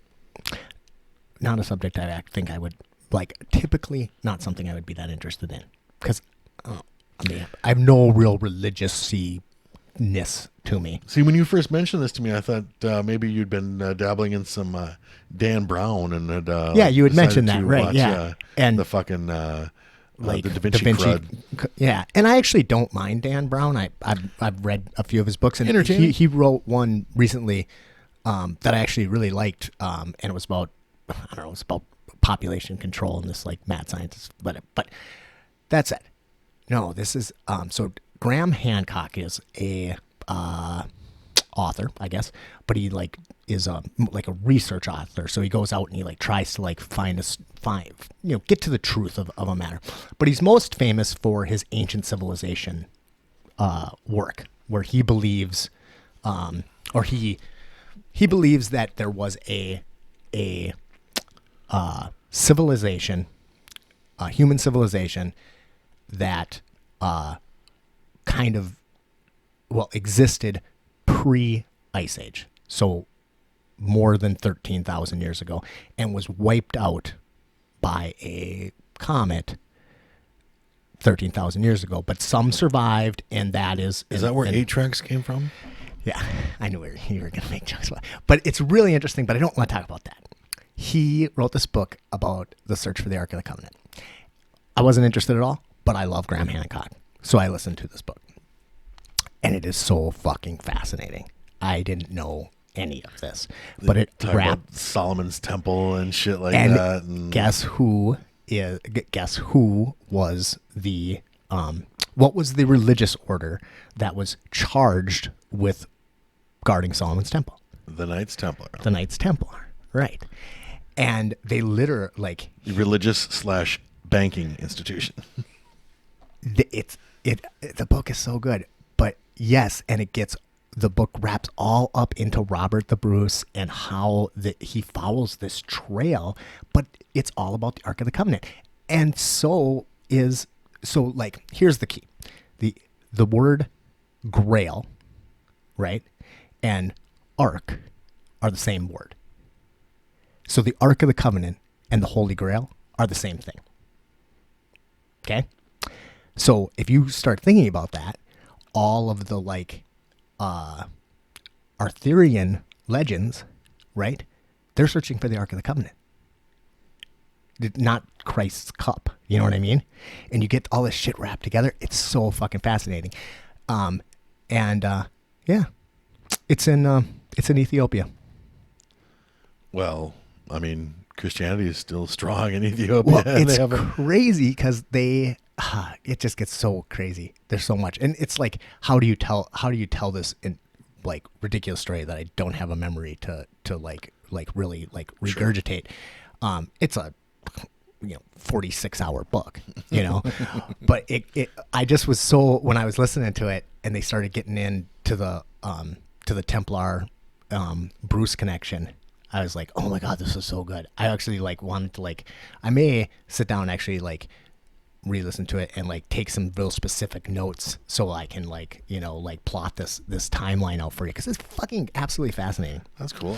But the thing is the Templar, so the Knights Templar were outlawed and by because they got by Pope Clementine. Yeah, they got fucking kind of bushwhacked and fucking actually, yeah, accused of heresy and fucking is total setup though. Yeah. I mean, it was like so that they didn't have to pay their debts. well, to and the fucking, thing is that like the Templars kind of knew it was happening. Like, yeah. Anyway, but then so Pope Clementine or whatever it was, he like outlaws them and like they burn Jacques de Molay at the stake and everything like that. But really, only a handful of actual Templars end up getting executed and arrested and so on and so forth. And the vast majority of them, which it was a humongous organization, but they had like a fleet. Being a prepped. fleet disappears, which basically becomes pirates and like whatever. But many of the Templars didn't. When I say take refuge, it seems like they were running away, but they were like embedded in Scotland, and like I said one time, but at the end of Braveheart, that whole scene where Robert the Bruce, like the Battle of Dunkirk, what is that? Oh, right? Bannockburn. Yeah, like in the movie, he does this little speech about how so many men, Oh, the one, the battle that William Wallace was. at the end of Braveheart, where Robert the Bruce has the army and he's supposed to surrender. Gotcha. And and they're like, he doesn't look like he's going to surrender, and then they like charge, and like he does that speech. They were Templar knights. Like they were the most badass, like trained warriors, but this book really kind of tied it up for me with a bow, and yeah, it was great. So yeah, I should look into. I don't think I will, but I think it would make a fucking fantastic movie script, or like because this book is not a novel, it's a research book. I mean, he tells the story of his search for the Ark of the Covenant, and as each piece of information he uncovers, he divulges. It's not written like a novel, but it would make a great novel. I think I can get Nicolas Cage to play Nick Cage. Yeah. Cool. All right. Well, let's take a little break. I gotta go pee. That's a good spot to stop. Absolutely. All right. Agreed. We'll be back in just a second. Welcome back to Spitballing, ladies and gentlemen. I'm Matt Taylor here with my good buddy Cal Amundsen. All right. So on the break, you looked some stuff up, right? I did. Well, the one thing I didn't have to look up, as soon as we weren't talking about it anymore, I remembered Claire Danes, right? The actress from Homeland. Yeah. Now, okay, you know what? No new season of The Last Kingdom. Nobody gives a shit because I'm the only person that watches that show. It's on Netflix. It's actually pretty good. Is it? Yeah. It's Saxons versus invading Danes, and it's pretty good. It's quite good. If that's your thing, like if you have no interest in like Dark Ages Britain and shit like that, and it's medieval, if that shit's not your thing, then you're not gonna love it. Man, I think I mentioned this. I keep doing book recommendations, but god damn it, Darren Losses turned me on to a series called Hood, which is what are they? The Danes invaded. Fucking A. You just talked about them before in your book recommendation. The Welsh. The Welsh, yes. So Yeah. it's a Welsh story. It's really, really well done. Very good. Let's make that my first audiobook. Yeah. Okay. I'll gift it to you. Oh, well, I just need to figure out how I'm gonna what platform I'm gonna listen, how I'm gonna Audible. listen to it and shit like that. Audible. That's by far the best one.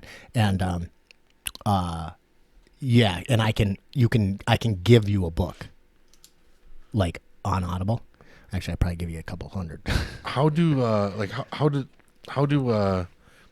expensive are the books on Audible? So you sign up for a membership, and I don't know how much it is if you're going to do one book, you get one credit a month.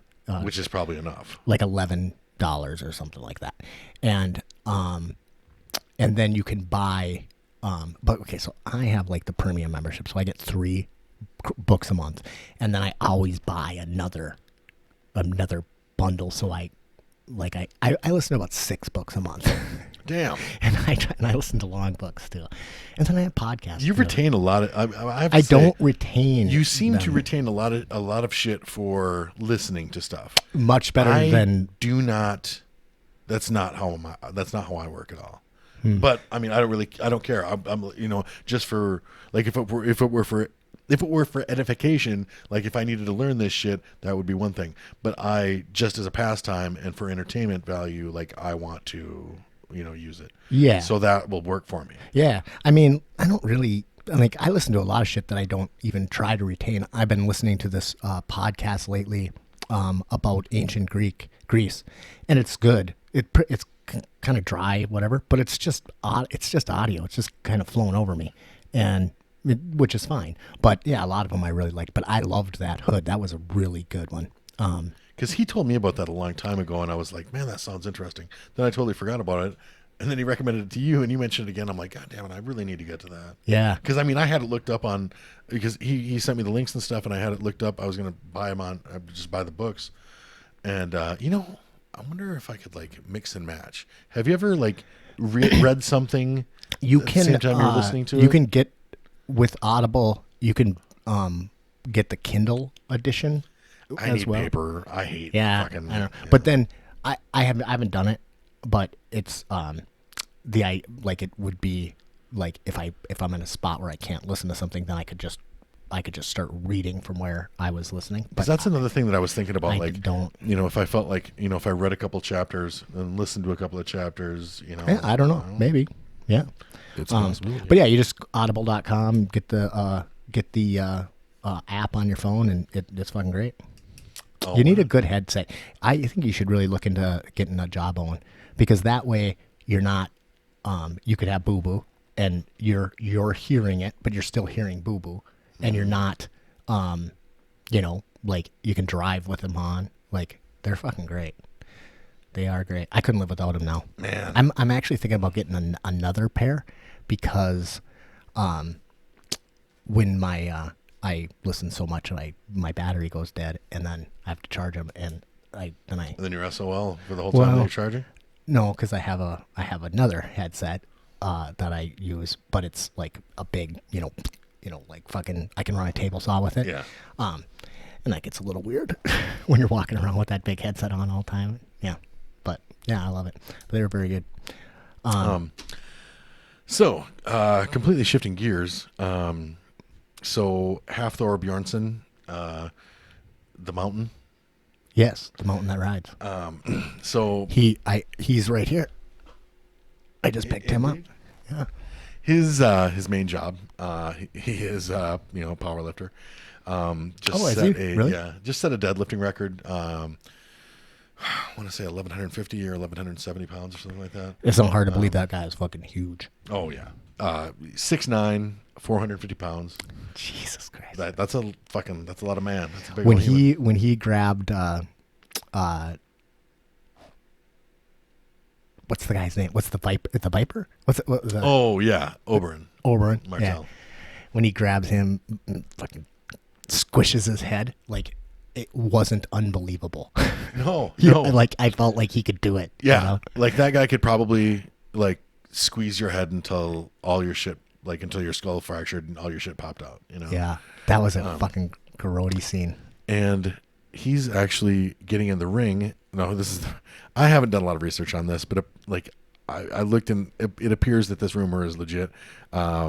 So I first saw it. Brandon Notzel posted something about. Actually, when he reminded me of the mountain. The mountain reminds me of Brandon Notzel, actually. He's a machine. But the mountain is going to fight fellow powerlifter Eddie Hall. Huh. They're going to box.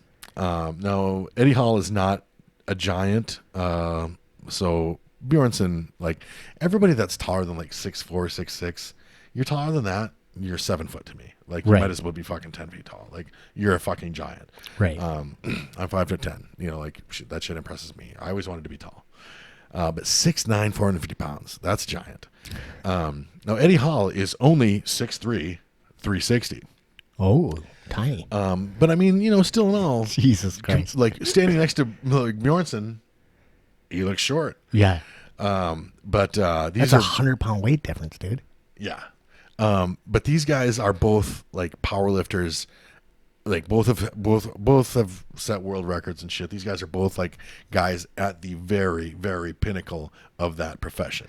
I wonder how well they'll do in a boxing match, because it doesn't. It's gonna be ugly as fuck. It's not something that translates very well. No, But and, I mean, I'm sure they're training for it. yeah. I mean, and don't get me wrong. I'm not saying that like you want to pick a fight with these guys, because like, while strength isn't everything, these guys are at a level that like, if they are like, even if they had like no grappling, like when you're that fucking strong, you can just kill a man by squeezing him. I Oh, mean, yeah. like it's not even a fucking thing, you know, like you can fucking bust somebody up like really easily with your fucking bare hands.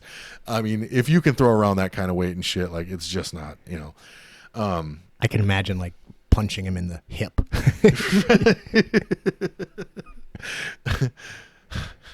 But so no, that being said, I feel like this boxing match should be like, these should, like I posted on, I commented on the thing that Brandon posted, and I was like, these should be like 3 1-minute rounds, Right. you know, and it's going to be a lot of big ugly haymakers, you know, like, yeah, punching like doesn't really like work like that. Like, yeah, like if you're strong, like and fluid, you can, you know, you might be able to throw a good punch if you know how to throw a punch. But know, I mean, like, I'm assuming that they are training. And Yeah. I mean, it's not rocket surgery, you know. Now, they're both, neither one of them is a professional boxer. no, So you put a guy who is an athletic guy or whatever, and you put him in the ring with a professional boxer, he's gonna look like a fool. You Yeah. know? I mean, even McGregor, Conor McGregor, when he fought, yeah, what's his name? I mean, Conor McGregor is a professional fighter, yeah, but he's still looked like shit against compared, an actual boxer, you know. yeah. And I mean, not just an actual boxer, the best in the world yeah. at the time. Yeah.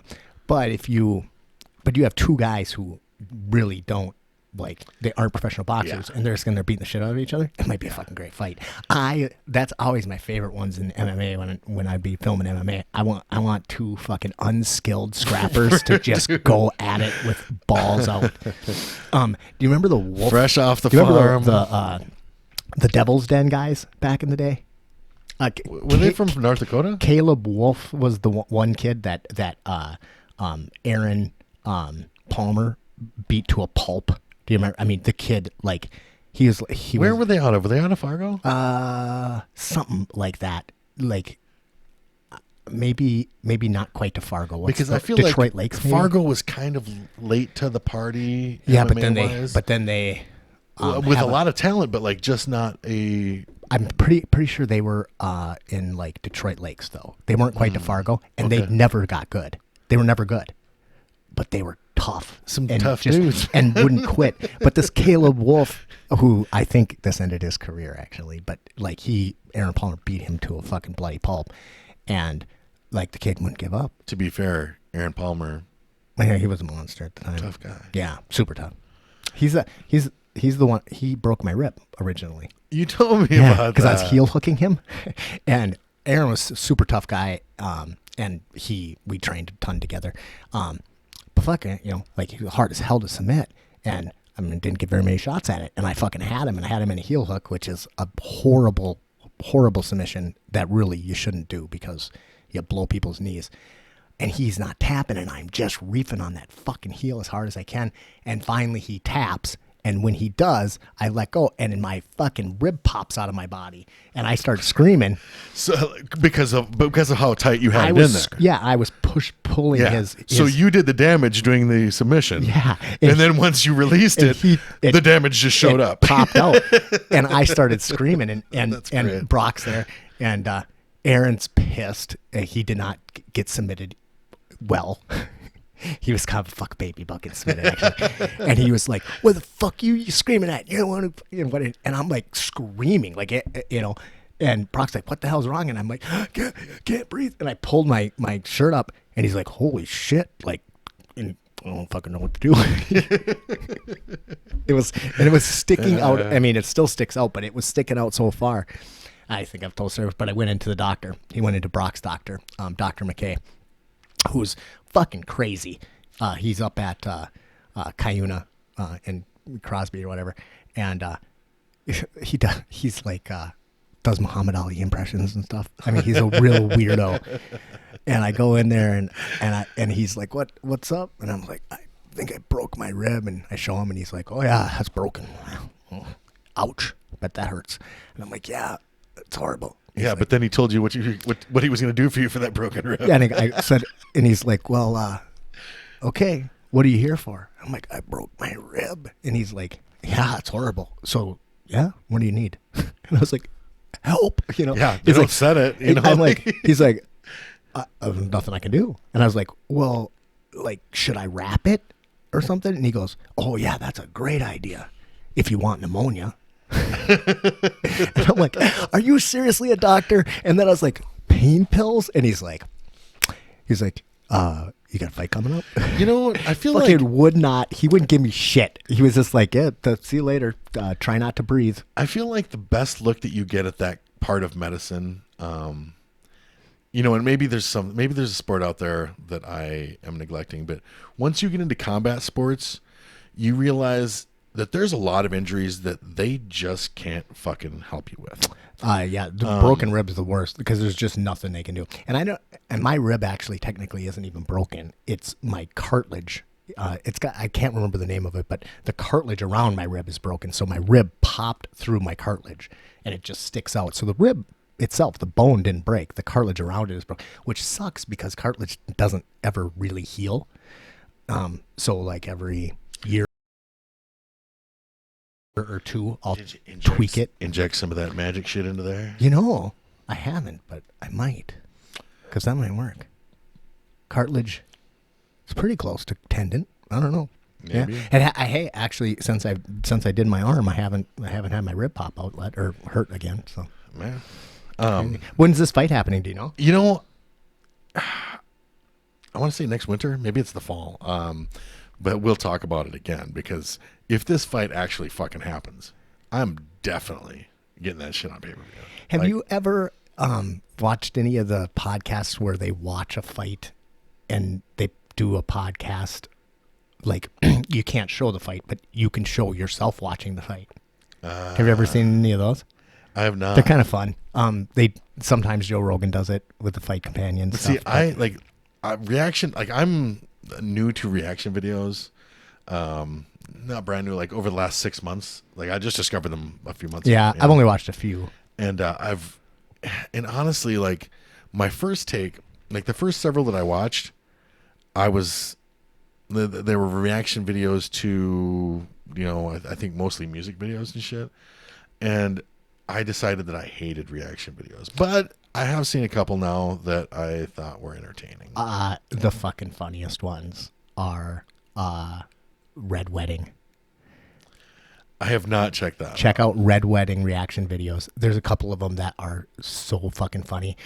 There's this one where the guy obviously has read the books, right? Because he knows the fucking thing is called Red Wedding, and he sets up a secret camera, and him and his wife are watching it or whatever, and the whole time she's, grabbing him, and then when the killing starts, she starts just giving him, you son of a bitch. And he's like, you knew. And she's fucking hitting him hard. And he's laughing, covering up. And she's just fucking drilling him. I was like, that's how I felt. Fucking Martin. Oh my god. Yeah, so I'm excited about I'm excited about this. Now I don't expect it to be a pretty fight, but it'll be entertaining. You know, it'll be like watching like rhinos have sex or something. It's gonna be fucking crazy. They're actually very gentle. They put on soft music, you know. They're like, I want the horn, baby. So yeah, but I gotta think like, I think the bigger guy has an advantage. If nothing else, I think he has better range of motion.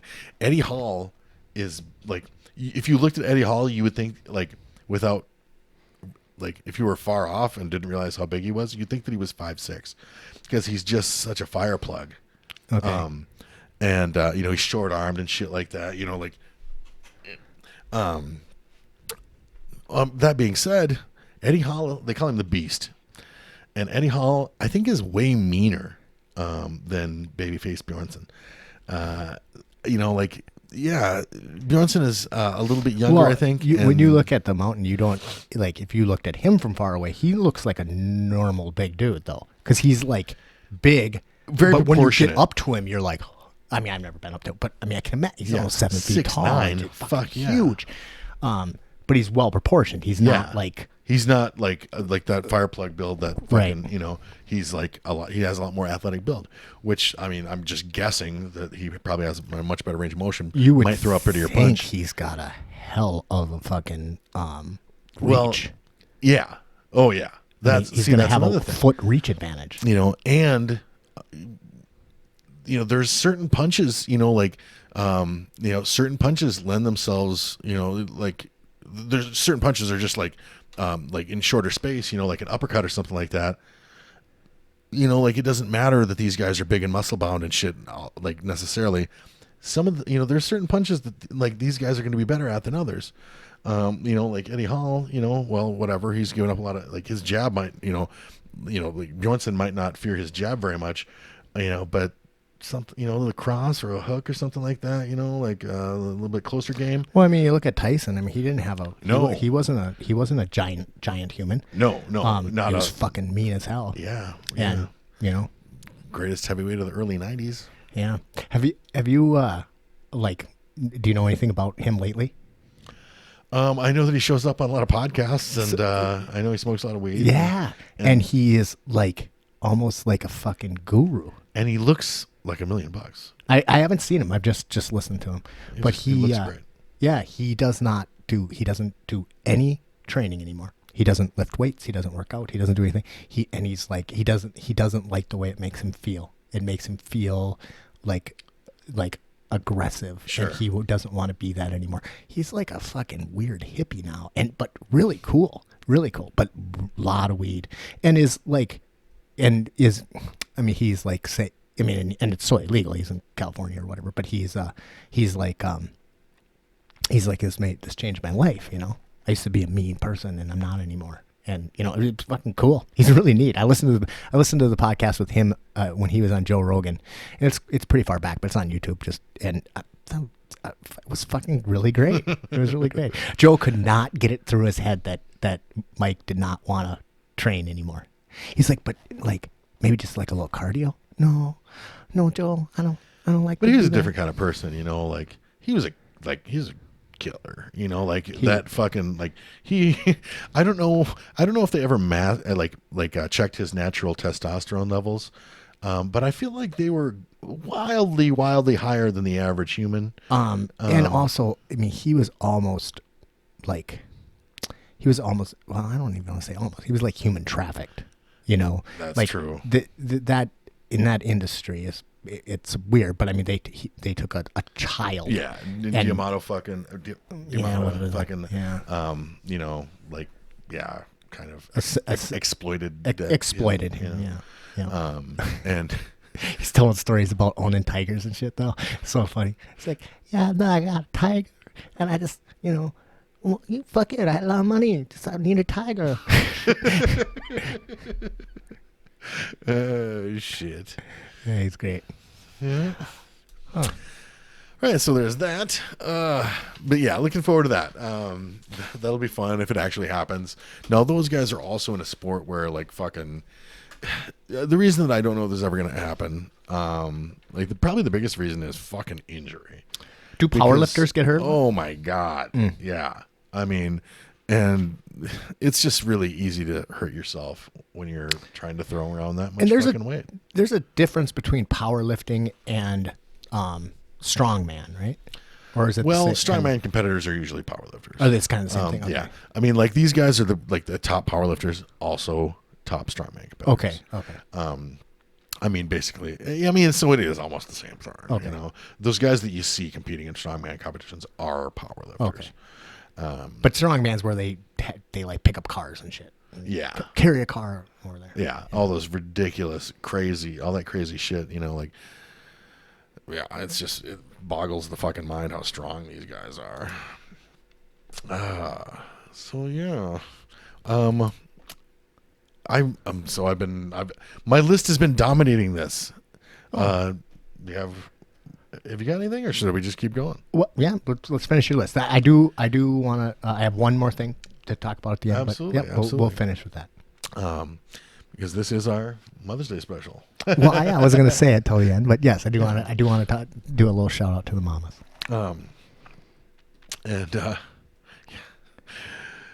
So something that I've been seeing a lot. Now, here's where, a lot of you that hate the political shit that we do can probably just tune out.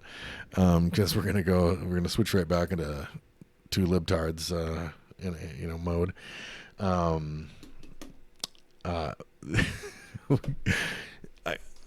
So in case nobody's noticed, Governor Walz is just like Hitler. Yeah, exactly. Without the stash. Yeah. I keep seeing, I see a lot of, it's Facebook. All right. Like, it's basically there for people to post stupid shit. I post like childish shit, like whatever. I don't have the most, I've got a pretty sophomoric sense of humor. I post a lot of memes and shit like that. And I'm not always, and like I said, I'm a man of average intelligence at best. But I'm not fucking dumb enough to compare Governor Walz to fucking Adolf Hitler. Now, remember, like Obama was Hitler. Everybody that you don't like is Hitler. And you find this some on both sides. But lately, these Governor Walz, really Hitler? I mean, it was pretty funny when Barack Obama was Hitler. Now people are almost now they focus on Michelle. Like Michelle Obama when they're talking shit mostly. Apparently she's an easy target or something, which is fucking weird considering she's a wonderful lady. Yeah. And a lovely lady. And, blah, blah, blah. Like I saw a guy yesterday, the other day, like some classy deplorable mentioning how Michelle Obama had a dick. Classy and I'm just deplorable. Yeah. And I'm just like, motherfucker, you're just such a piece of trash. You're just a piece of human shit. Fuck you. But yeah, so I keep seeing a lot of people, and they're not. It's not just Governor Walz being compared to Hitler. A lot of people feel that there's some pretty strong parallels between, being asked to stay home and watch Netflix to being loaded up into cattle cars. Like you were being sent to a concentration. I pretty much have had to stop reading my brother's Facebook posts. I can't handle it.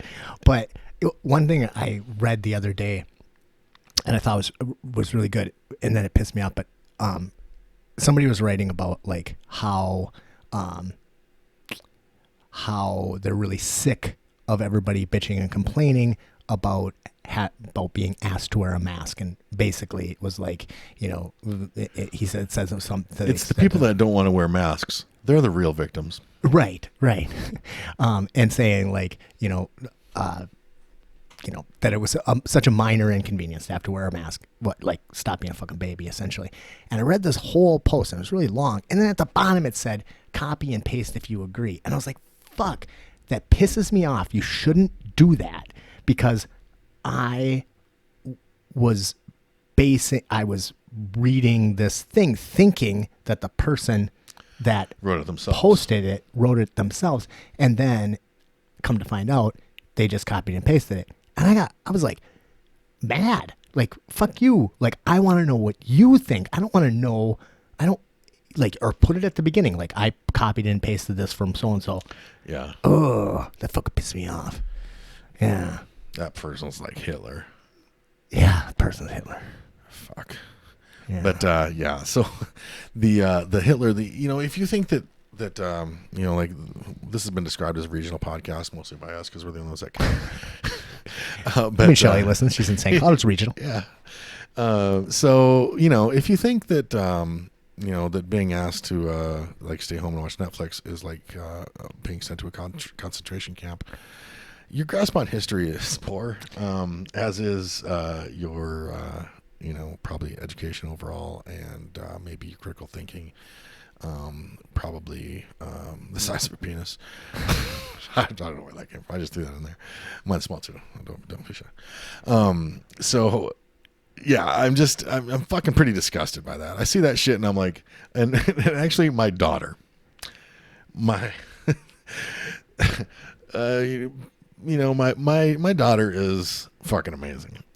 So the other day she posted a angry rant to this, like on this same subject, and she posted a bunch of pictures, like, does this look like you, is this what's happening with you? And it was all pictures of like concentration camp victims and stuff like that. Yeah. And I was like, damn, baby girl, like fucking, that's awesome. It was fucking great. Just because she doesn't like fucking, really alarmist whiny pussies either.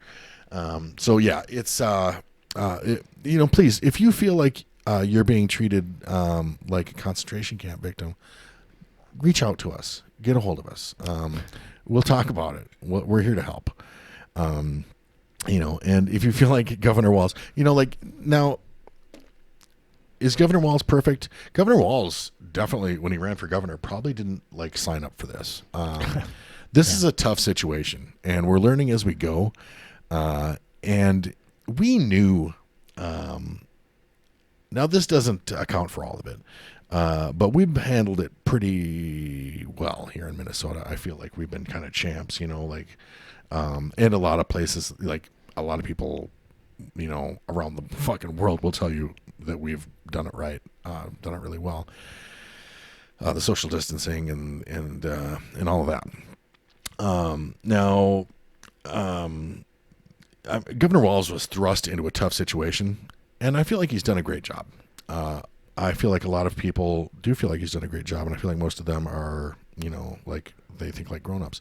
Now, we are all inclined to, like our own personal interests, of course, like influence the way we see these things. So I understand where a lot of these people are coming from.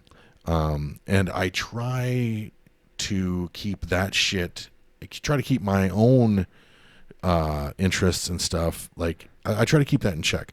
And I think that's part of being a grown up, like, yeah, this is my opinion and this factors into it. But like, I always try to want to remove my personal gain, like my agenda, like do I have a dog in this fight? Yes. That means I like to like detach myself from my dog a little bit. Right. It's like the situation with people coming up from the cities. I would rather they fucking stay home, right? I don't want them up here. I want to keep our area safe, and they're fucking shitting in my pool. Yeah, and not overtax our resources should we hit some kind of rebound. On the other hand, if I were in their situation, I would totally understand. It would be in my best interest to flee the metropolitan area and come up here. Yeah, I also like to think that I would be an inobtrusive.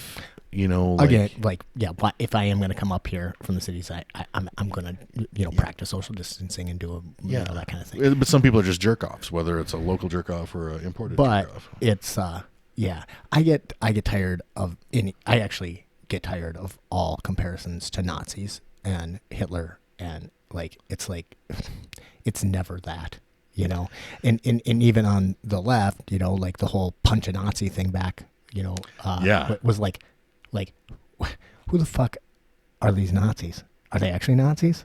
Or are they just maybe people that don't agree with you?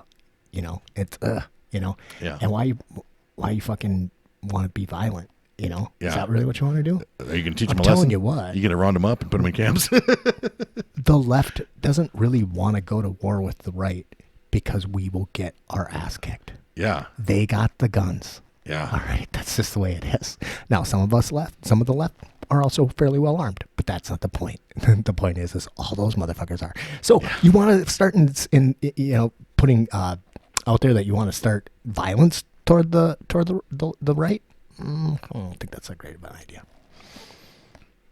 Yeah. So you got So people, Governor Walz was in a tough spot, and I feel like he's done well.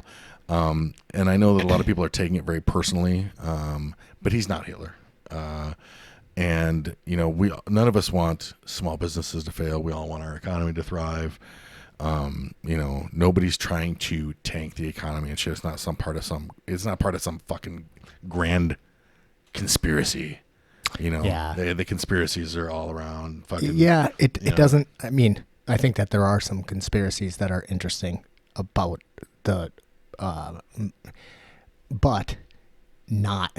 It makes no sense at all that like anybody. It's in nobody's best interest to have the economy shut down. Nobody's. Like the wealthy don't get wealthier when the economy's shut down. So the Illuminati is probably not behind it. I'm pretty sure. A couple of really interesting podcasts that I've been listening to religiously lately that have been focusing on the COVID issue and doing a really awesome job with it. And I've mentioned this one before, but man, they're doing such a good job. One of them is called Freakonomics, and it's really one of the best podcasts out there. The most recent one was about how because it's about the economy. It's all economists. That's pretty much what they focus on. And they were talking about how we can get through this so let's say that we get the testing, right? And then we're requiring people, excuse me, you're requiring people to get tests. Well, it's really difficult to do that in America. There's going to be a large percentage of the population like, fuck you, I'm not getting tested, blah, blah, blah. And they kind of go into how can we do that? How can we incentivize people to do it? And the proposals sounds fucking crazy what they're saying, but they're economists, so they're looking at the numbers and they're like saying, and I don't know exactly what their proposal was, but it was like, okay, so if we want everybody to get tested every week, that's the goal. We pay them $200 to get tested, right? Every time you go in to get tested, you can do it once a week. They can pay you $200. You come back positive, we require you to go into quarantine, and we pay you $2,000 a week to go into quarantine. Okay, and this would cost. That's socialism. This would cost $1 bajillion, right? But it's cheaper than not doing it. Like that's so because they look at it all with the numbers. Really interesting. I think everybody should take a look at it. And then another one that I've been listening to, and I've always loved this podcast. It's called Radio Labs, and they've been around for a really long time. And man, they're doing a really good job on the COVID issue. One of the things that they most recently talked about, which I thought was fascinating, was blood transfusions. So if you get COVID and you get sick, that's important because if you're asymptomatic and you get COVID and you're asymptomatic, your body doesn't develop antibodies. Okay? Well, I mean, I'm not a scientist, by the way. But if you get sick and you recover, your body develops antibodies. They think, they don't know, but they think if you do a blood transfusion with somebody who is sick, the antibodies that are in the person that recovered can basically heal that person. And they're working on this right now. They've already started doing it, and they have pretty high hopes that this could work. Interesting thing I thought about it was that the infection rate of COVID is 3, right? So if one person gets sick, they on an average will typically get 3 other people sick, right? Well, especially with that incubation time of 5 to 14 days. Is that Yeah, right? I 4 to don't- 5 to 14, yeah. which is terrifying. Yeah. You know, like you're Well, exposed and- to it and you didn't even fucking know for and 5 days. at least, asymptomatic you know. is, I mean, this is a scary fucking virus for a lot of reasons. But one of them is that Well, mostly because Hitler is using it to right. fucking take away our yes, freedoms. for sure. Not let us get bikini waxes. But the interesting thing is that the infection rate of COVID is 3, and that's how many people a person who recovers from COVID their blood will heal 3 people if this works, which is kind of an interesting synchronicity, I thought. And they talked about it on Radio Labs. And lastly, Science Versus, great podcast, short podcast that is always taking on issues of like anything, abortion, for example. This is the issue, right? A lot of people have opinions on it. And then there was science. And then they go and they like dive down whatever issue it is and like tell you what the science says.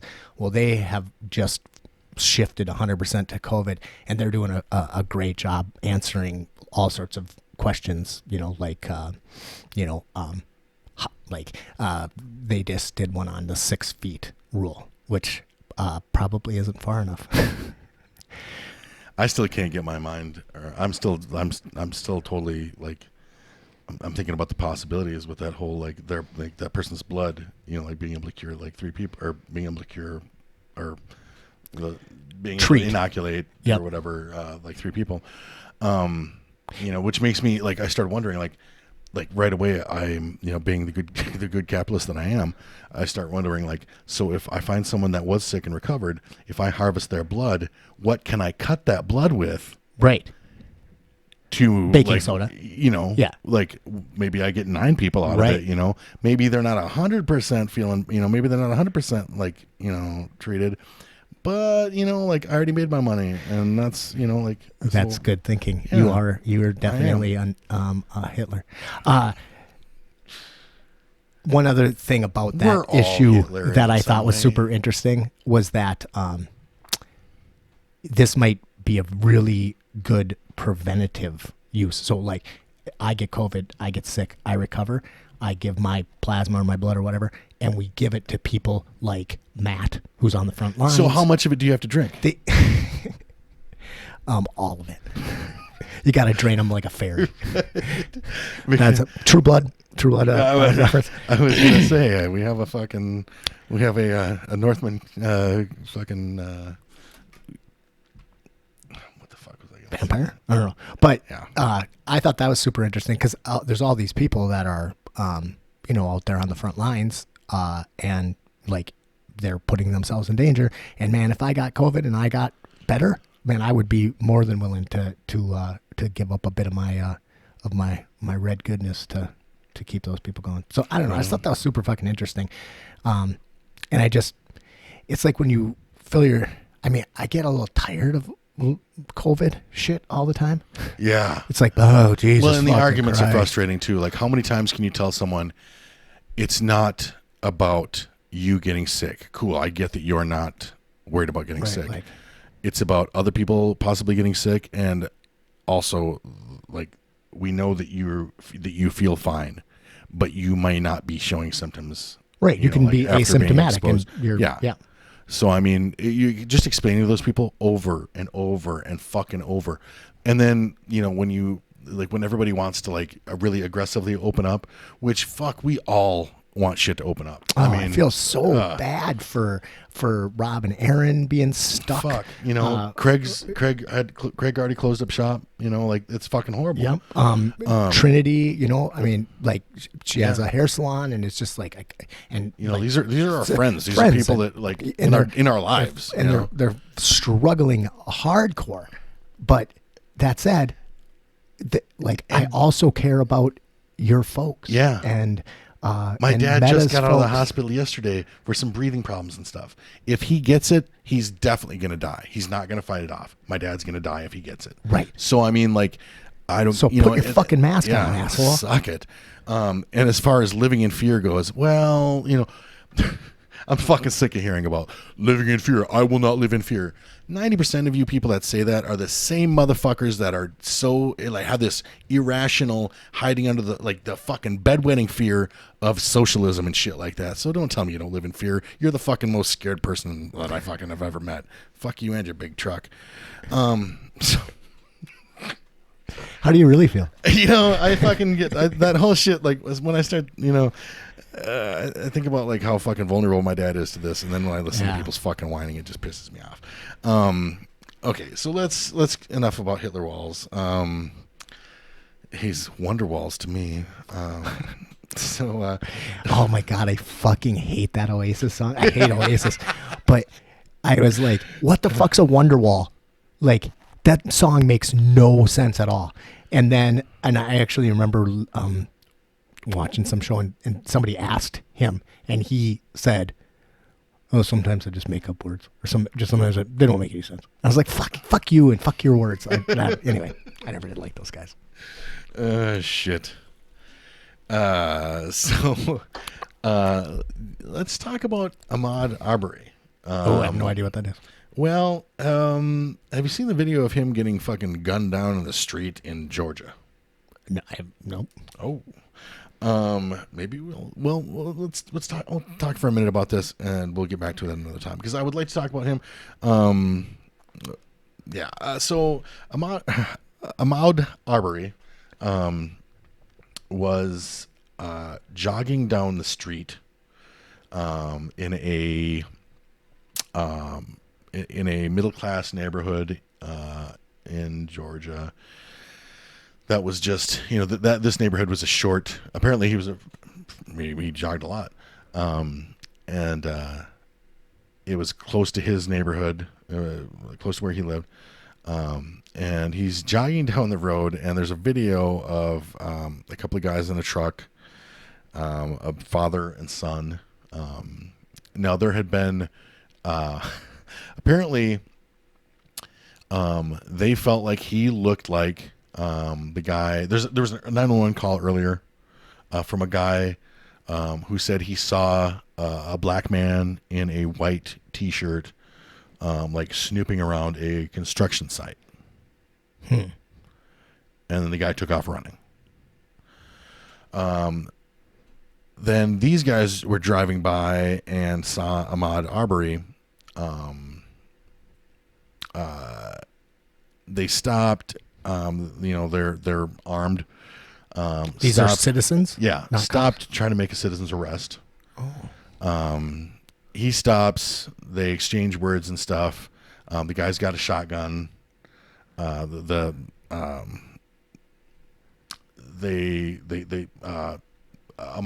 comes at the guy with the shotgun. They struggle a little bit, and he gets shot. Well, there's 3 shots. And so he gets shot, and he fucking dies. Now, when did this happen? this is a few days ago. Huh? Yeah, I didn't hear shit about it. Now, I have tried to the way I described it, I was trying to be even and fair. But at the very best, these guys were vigilantes, and their fucking careless hillbilly shit caused this guy's death. Yeah. Now, Ahmaud Arbery doesn't have a criminal record. Right. He was just a guy fucking jogging down the street. So like I said, at the very best, fuck these guys. At the very worst, this is some hillbilly bullshit. That's a straight up murder. Yeah. So what happened? What did they charge the They didn't initially. the arresting citizens? The father apparently had some ties. Had some ties with law enforcement, and they declined to arrest them at the time. And then 36 hours later or whatever, they had a warrant, and they fucking... How did this get videotaped? They're now investigating the third party who was behind them, recording from a car.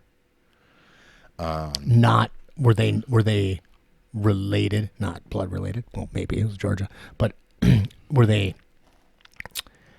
doing it for the fucking guys, or do they think they're investigating that right now? I think he was with the guys in the truck. I think it was a, hey, watch this. Let's go. We're gonna go get this guy. Yeah. Huh. That's sad. That sucks. And a lawyer that they were associated with leaked the video, which was a cell phone video. He leaked the video to a local radio station. That makes no sense. Right? That's what I thought. I was like, but then I was like, it's fucking Georgia. Yeah, well. So anyway, there's a lot of details, and they're still coming out, and I'm doing some reading and stuff like that. But yeah, if you watch the video, it's not cool. That sucks. And and honestly, I when I posted it, and I started talking about, like, I just started talking about it from like the standpoint, like this is probably what this is probably the case that, like, their defense attorney is going to make and shit like that. I started kind of talking about it like that, and of course, people were like, "How can you say that, Kyle?" You know, and like, shut up, stupid. You know, before you jump down my fucking throat, this is what I'm fucking talking about. Because he went after the guy with the shotgun. Yeah. And then now, like, if they were police officers. Yeah. And then there may, like. Yep. But if you're just a redneck with a shotgun. Right. Because you're right. Not to say that you should go after somebody who has a shotgun. I mean, it's not that smart. You know, it seems counterintuitive. But, I mean, at the same time, people's fight or flight response. Can you hear the audio? Do you hear what they're saying to him? No. Yeah, because push the right. Fucking, that just sucks. I hate shootings like that. I mean, like, that's a stupid thing to say. I love it when people get killed. Of course I hate shootings like that. Because you're Hitler. Sucks. Yeah, you know. So I posted that on Facebook. And then a local guy was, kind enough to offer that this was this was definitely not racism. He said racial profiling at the best, but definitely not racism, which was weird for me. But I mean, it was a weird post altogether. But like, if you're familiar with our area, if you ever talk to, if you get around if you get around white people, you'll find a lot of dudes, especially. There's a lot of dudes that think that racism is not a real thing. Like, it's just not something we have to worry about anymore. And that's an opinion held by a lot of rural white people. I remember when we talked to Ace, I thought that was super interesting that he said, so that's like episode 3 or 4, a long time ago, but he's from Florida. Miami. Yeah, Miami. And like the hood, and then moved up to Minnesota. And I asked him, do you think it's more racist in Minnesota than it was in Florida? And he's like, 1,000%. It's way worse up here, which I was totally blown away by, because you would just think that it would be so much worse in the South. And I think that a lot of people think, like, well, this is Georgia. They're super racist down there and like whatever. But man, we're super racist up here. Like, and emboldened as fuck. So this is something that I talked to Cody about. This is a friend of ours, and he is a Trump supporter, but he also agrees that racists have been emboldened, are a lot more comfortable and shit. No, I'm not. Don't get me. Those things are not perfectly totally connected. I'm not saying that every Trump supporter is a racist. Yeah, no, for sure. But then we get back to voting, like, well, there's racist Democrats too. I'm sure there are. Absolutely. But I mean, let's face it, if you are, yeah, we'll get to that later. Being a Republican doesn't make you a racist, but if you are already a racist, chances are you're not voting Democrat. chances are, I'm saying statistically. But that's something that I've been wanting to talk about for a long time. That I hope to tackle on another show, like racism and like your party affiliation and stuff like that, and how that shit really squares up. Because there's some very real things. Anyway, that's something we need to discuss later. Back to Ahmaud Arbery and that situation. That it's not good, man. If you watch the video, and do some reading, I think you're not going to be comfortable with, with how that was handled initially and stuff. Now, for law enforcement to not arrest them right away, I think is weird. But apparently there were a couple of prosecutors that recused themselves because of their existing relationship with the father that was involved. I just don't know if that would, I don't know if that holds water, man. I don't know if that would be enough, to give somebody like a 36-hour pass before you arrest them after a guy was gunned down in the street, I don't know, man. I don't know. And well, maybe before you charge them, because you got to find out what happens. But I mean, I can imagine them walking away from it. Well, I'm sure they didn't I'm sure they probably had to go down to the police station and were in custody, and then they charged him 36 hours later, or they let him go and then they let him go. Yeah, fucking that is super weird. But I don't know. I'm not a cop. It would be hard, but it's hard for me to wrap my mind around it. Yeah. And there'll be, and more information is going to come out. I was just reading about it this morning. I've been, checking in on this as the information comes up every day. So that, that we'll talk more about that later. I'm gonna nix this. I've got one more news item that's not on my list that I want to talk about quick, and I forgot to write it down, so I don't have the names and shit like that. But there was some arrests made in Venezuela. Have you heard anything about this? So two former now Venezuela is what America is going to become once. That's the right. That's the one. Yeah. Once Bernie wins, then we're Venezuela. So. There were a couple of former special ops guys from the U.S. That were arrested in Venezuela as part of a coup to overthrow their president dictator guy. Yeah. Now, I found a good article about this on Reuters because I was. And I'm not one of those guys can't trust the media. Some media is to be trusted. There's some outfits out there that are fucking scandalous and shitty and horrible, and you should fucking, reading them will make you dumber, less informed actually. But there are some excellent sources of news out there. Reuters, I consider fucking top notch. I think they're excellent. Yeah. Because a lot of headlines that I read were like, U.S. Special Forces fucking, blah, blah, blah, maintain, the headlines were so inflammatory, and they made it look like the current U.S. soldiers had been captured by Venezuela, which is going to get people all fucking fired up. Right. When what really happened was a couple of mercenaries that happened to be from the United States were caught down there trying to pull off a fucking kidnapping. Now these are my fellow Americans. I want them to be treated humanely. I want their fucking human rights to be respected. And I want due process for them. But I'm not mad at Venezuela for arresting some kidnappers. 8 other guys were killed. Americans?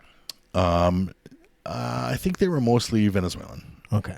Because it was a coup. There was one guy who has some questionable ties, who'd been living in Colombia, who'd come back to Venezuela. And I think they were going to set him up as the leader. Now, he might have some ties to some politicians in the United States. People are pointing the finger at Trump, and I think people in Venezuela want to believe that he was behind it. I don't think that really holds a lot of water, but then again, this is new, and I don't have access to all the information, so I can't really say. But I do want to say that as of right now, I do not believe that this is some half-baked fucking like movie fucking type operation that he set in motion. So you said that you want them to be treated humanely and so on and so forth. I want like everybody to be treated humanely, Yeah. whether they're from our country or not. That said, if you're a fucking special ops guy who's taking mercenary work in Venezuela trying to overthrow the government and it fucking goes awry, you kind of know what you signed up for. Yeah, that's why operators get paid like that, man. That's not like a fucking shocker, you know, if they don't get treated humanely.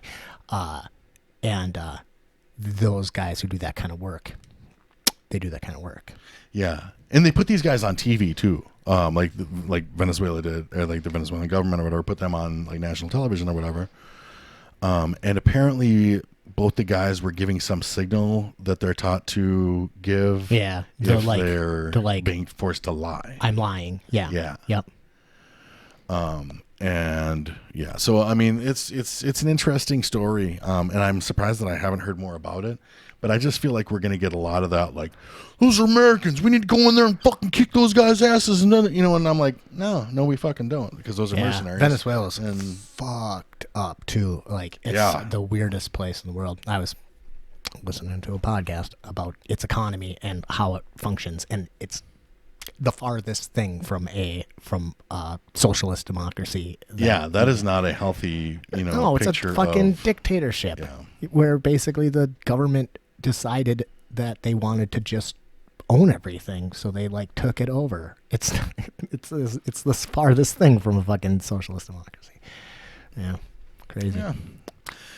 So that's some other shit. Maybe we'll get back to next week. I forgot to mention, and I did want to mention it. I had one of the funnest conversations I've had in a really long time the other day. I was sitting out in the driveway working on my table, and fucking Tina Anderson rolled up on me. Right on. And if you don't know Tina Anderson, we did a podcast a while ago with her daughter Antia, and it was a super fun podcast. But you know, we call her the godmother because OG Tina Anderson. And I fucking laughed so hard talking to her. She was telling me a crazy story about driving across the country to try to get her. And her stepfather. Her mother's. Yeah, sure. I want her to tell the story, but they end up at fucking Joe Exotic's.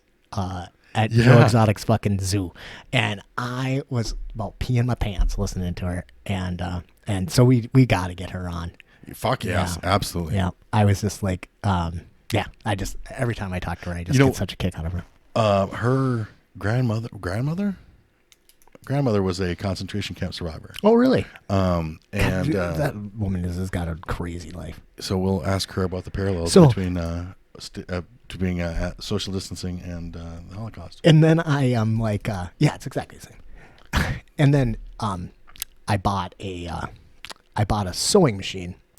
That's a leather sewing machine. Oh yeah, I saw that. Super badass. That thing looks dope. I was looking at it trying to figure out what the fuck it is.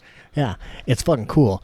I've been looking at it for a long time. I watched a bunch of YouTube videos on this thing, and it's this heavy duty 1800s hand crank sewing machine, and everybody on YouTube is like, this fucking thing is awesome.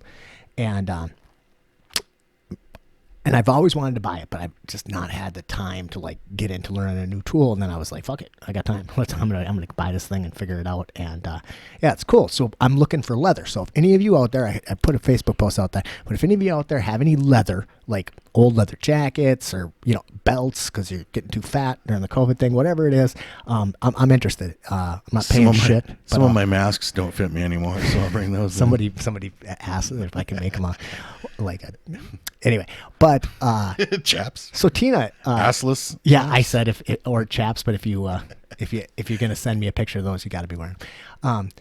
And then she's like, "Oh yeah, do you want some cow hides?" And I was like, "Fuck, what?" Of Tina? course. So she has like a cow hide purse, right? She's like, "Yeah, I've been importing these things from Brazil, and." She's wholesaling them to some people, and this lady makes purses out of them. They're fucking cool. I'm like, hell yeah. So I got 2 half cow hides I'm picking up from her, which I have zero idea what I'm going to make with, but they're really cool. So I just, the woman is crazy. Since I'm not at the gym and I need the exercise, if you do decide to fire that thing up when you're sewing, if you've got any like serious projects, let me know. I'll come over and I'll come over and run your crank. There's a guy on YouTube who put a motor on it, and he has like a whole thing on how to put a motor on it. But honestly, it's slick because I don't know. I might at some point do a demonstration video on it, like as a supplemental or something. But I gotta get it figured out first. So see, I just figure like I'll take that crank, I'll put a longer handle on it, and then I'll like wheel of pain that motherfucker. There you go. You know? Yeah. Wheel of pain. That's a Conan reference. If they don't get it, fuck them. Right. If I've got to explain it to you, you wouldn't understand. Don't live in fear.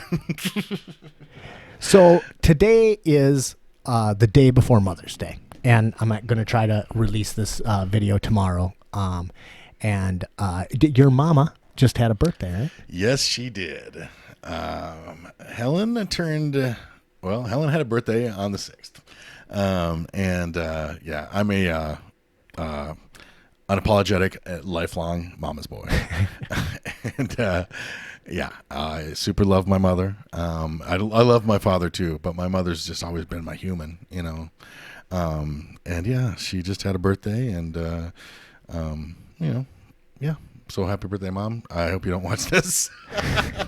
She has watched some episodes, and it left me horrified. When we talked about this episode, I said, we got to definitely try to do one for Mother's Day, and we do a shout out to your mom. Got it, and I hope she doesn't watch it. Yeah, she's watched. Yeah, she's actually watched some episodes and stuff. And well, she's got to know who you are, right? Right. At this point, for fuck's sake, you know. Hope she can live with that. The shame. Yeah, that's pretty cool. I live with my wonderful, beautiful girlfriend Meta, who's mama many a time over. She got 17 kids. Yeah, she got 6, but it sometimes it seems like 17. So happy Mother's Day to you, Meta. And Mother's Day is always a weird time for me. How long has it been since I don't fucking know. Several years, many years. Well, I don't know, been over a decade. I have no idea. But like my mama was a big person, but really important person in my life, but just a humongous personality. And we did not. I wouldn't even go so far as to say she was a good mom. You know, like we went through many rough patches. But yet she's such an crazy important part of my life. And I have a hard time during Thanksgiving, because that was her big holiday, and I have a little bit of a hard time during Mother's Day. Don't remember her birthday, and I have zero idea when she died. So it was quite a long time ago. We have a fact checker. Yeah, well, Shelly will tell me. But I thought we'd end by telling a kind of a classic old Ma story. Do you have something first? Speaking of Shelly, yeah, I know Shelly's been more vocal on social media and stuff lately. Well, I think she's bored out of her fucking head. Probably, and probably sick, and clearly sick of stupid shit. Oh yeah. And it's boiled over, and now people have incurred the wrath. So I knew she was losing her shit when she got into it with Kevin, my brother, and about whether it was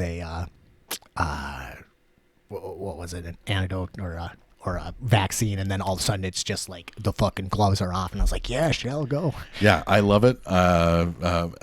Michelle, I am very happy to see you on there every time I do.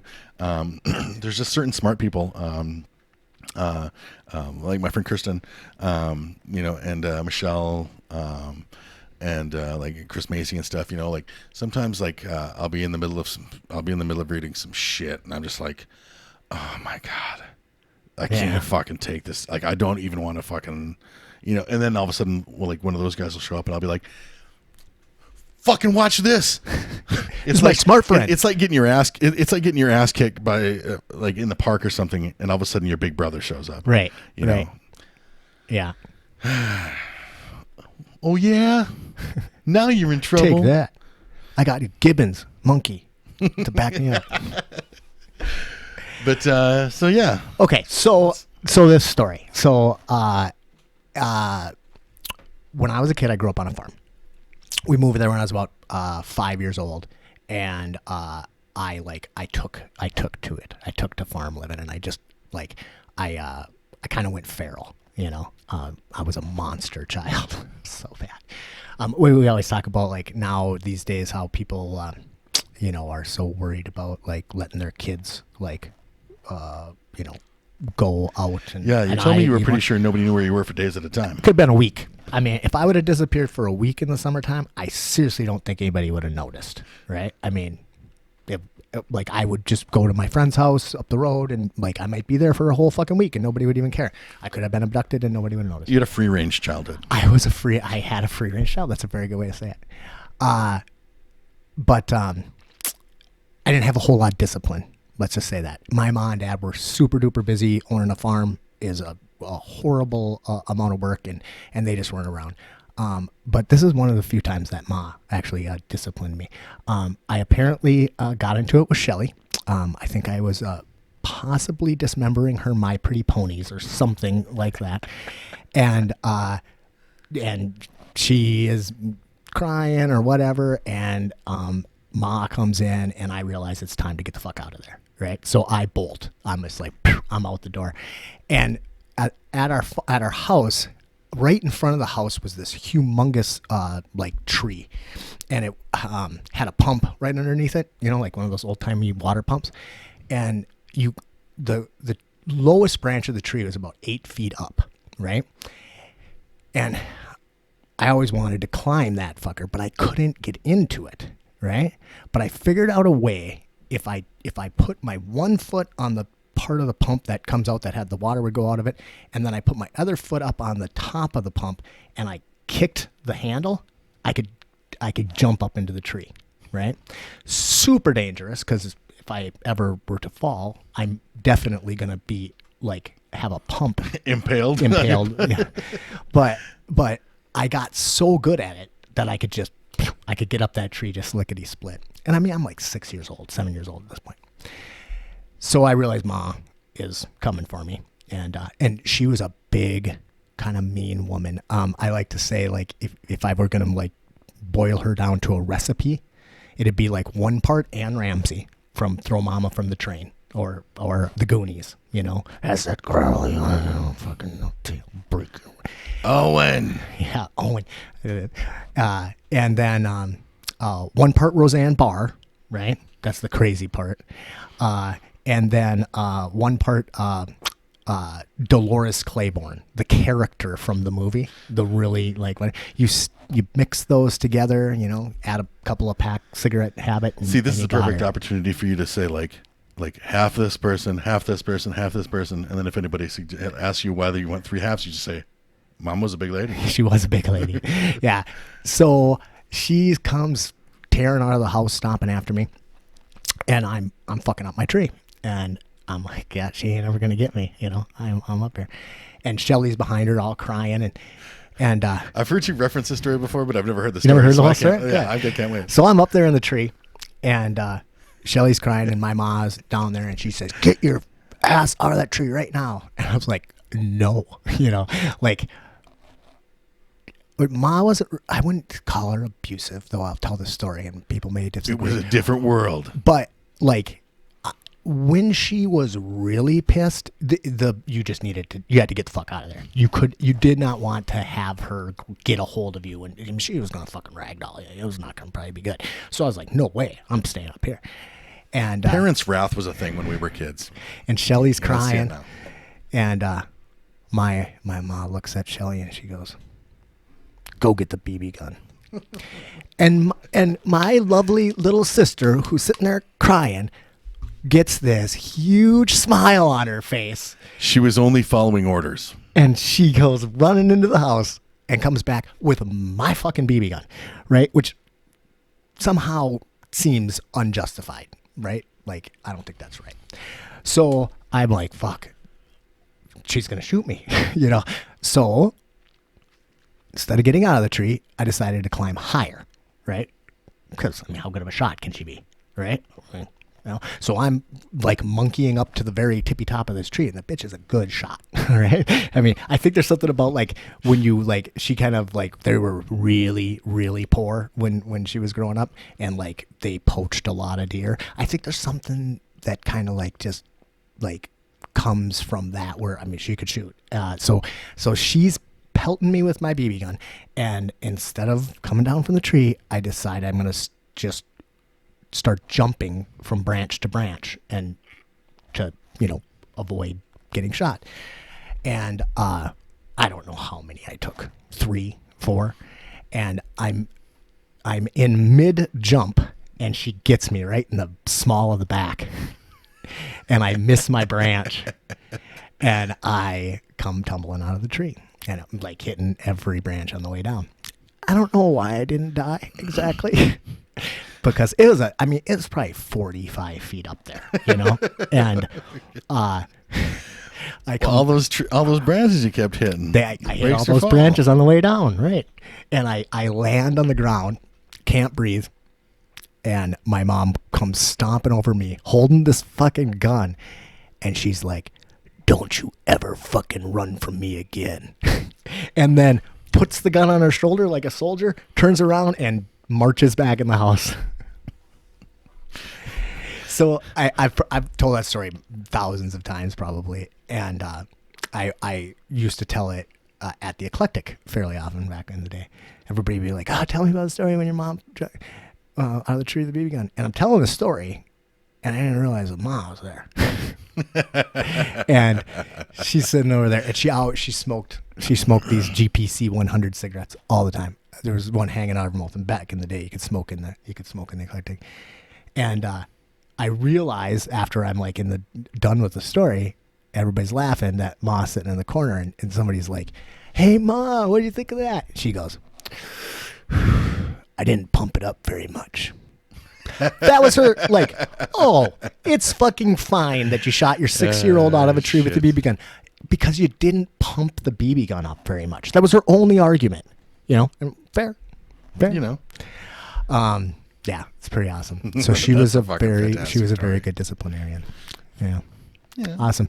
So Ma, you're dead. I don't need to talk to you, but yeah, happy Mother's Day to all you mothers out there, and yeah, we'll see you next time. Hey guys, thanks for tuning into the podcast, and happy Mother's Day to all you mothers out there. Whenever I start talking about my ma, I always start thinking about the old days of the Eclectic Cafe, and the song I'm going to take you out with today is a song by a good friend of mine named Steve Johnson, and Steve was one of the menagerie. What I mean by that is Ma always kind of had the tendency to just pick up strays, as did I. And Steve Johnson was some homeless kid who was living in Superior, Wisconsin, maybe 17 years old. And I just connected with him and just liked him and said, "Why don't you just come and live with me?" And he came back and just lived in my house and hung out at the Eclectic and played an amazing amount of music. He really kind of earned his keep with his guitar. And this song is called January Winds. And it was one of Ma's favorites, as was he. All right. We'll see you guys next time. January winds burn our hands.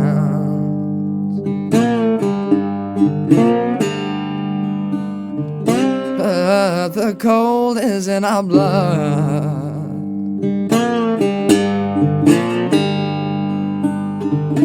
Our tired eyes look for truth, and the world don't want us now.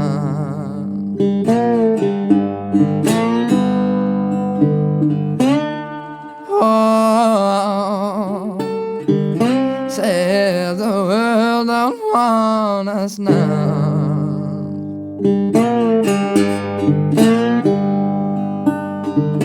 It's lonely on these roads alone. but you know that more than I.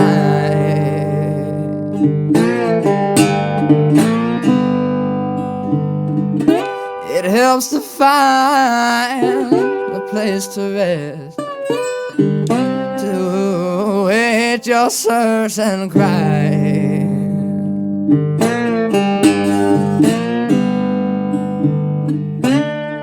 Oh, you better wait your search and cry.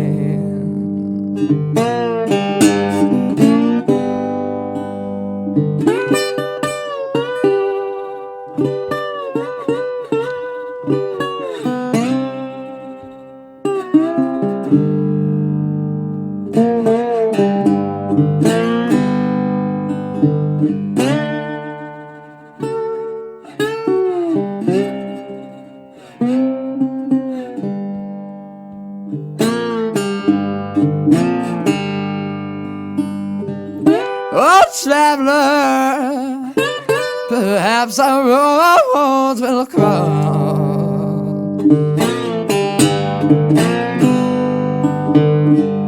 Late some August night,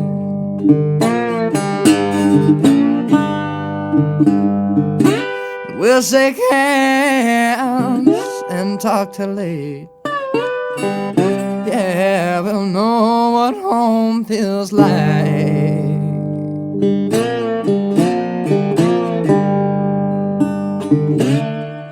Oh, I wanna know what home feels like.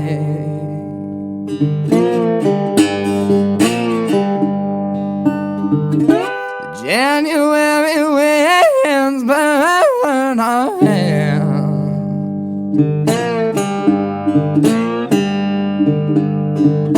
but the cold is in our blood.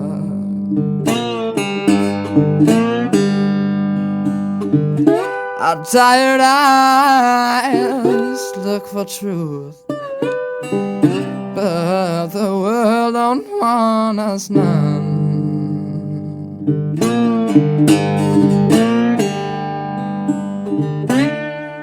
Oh,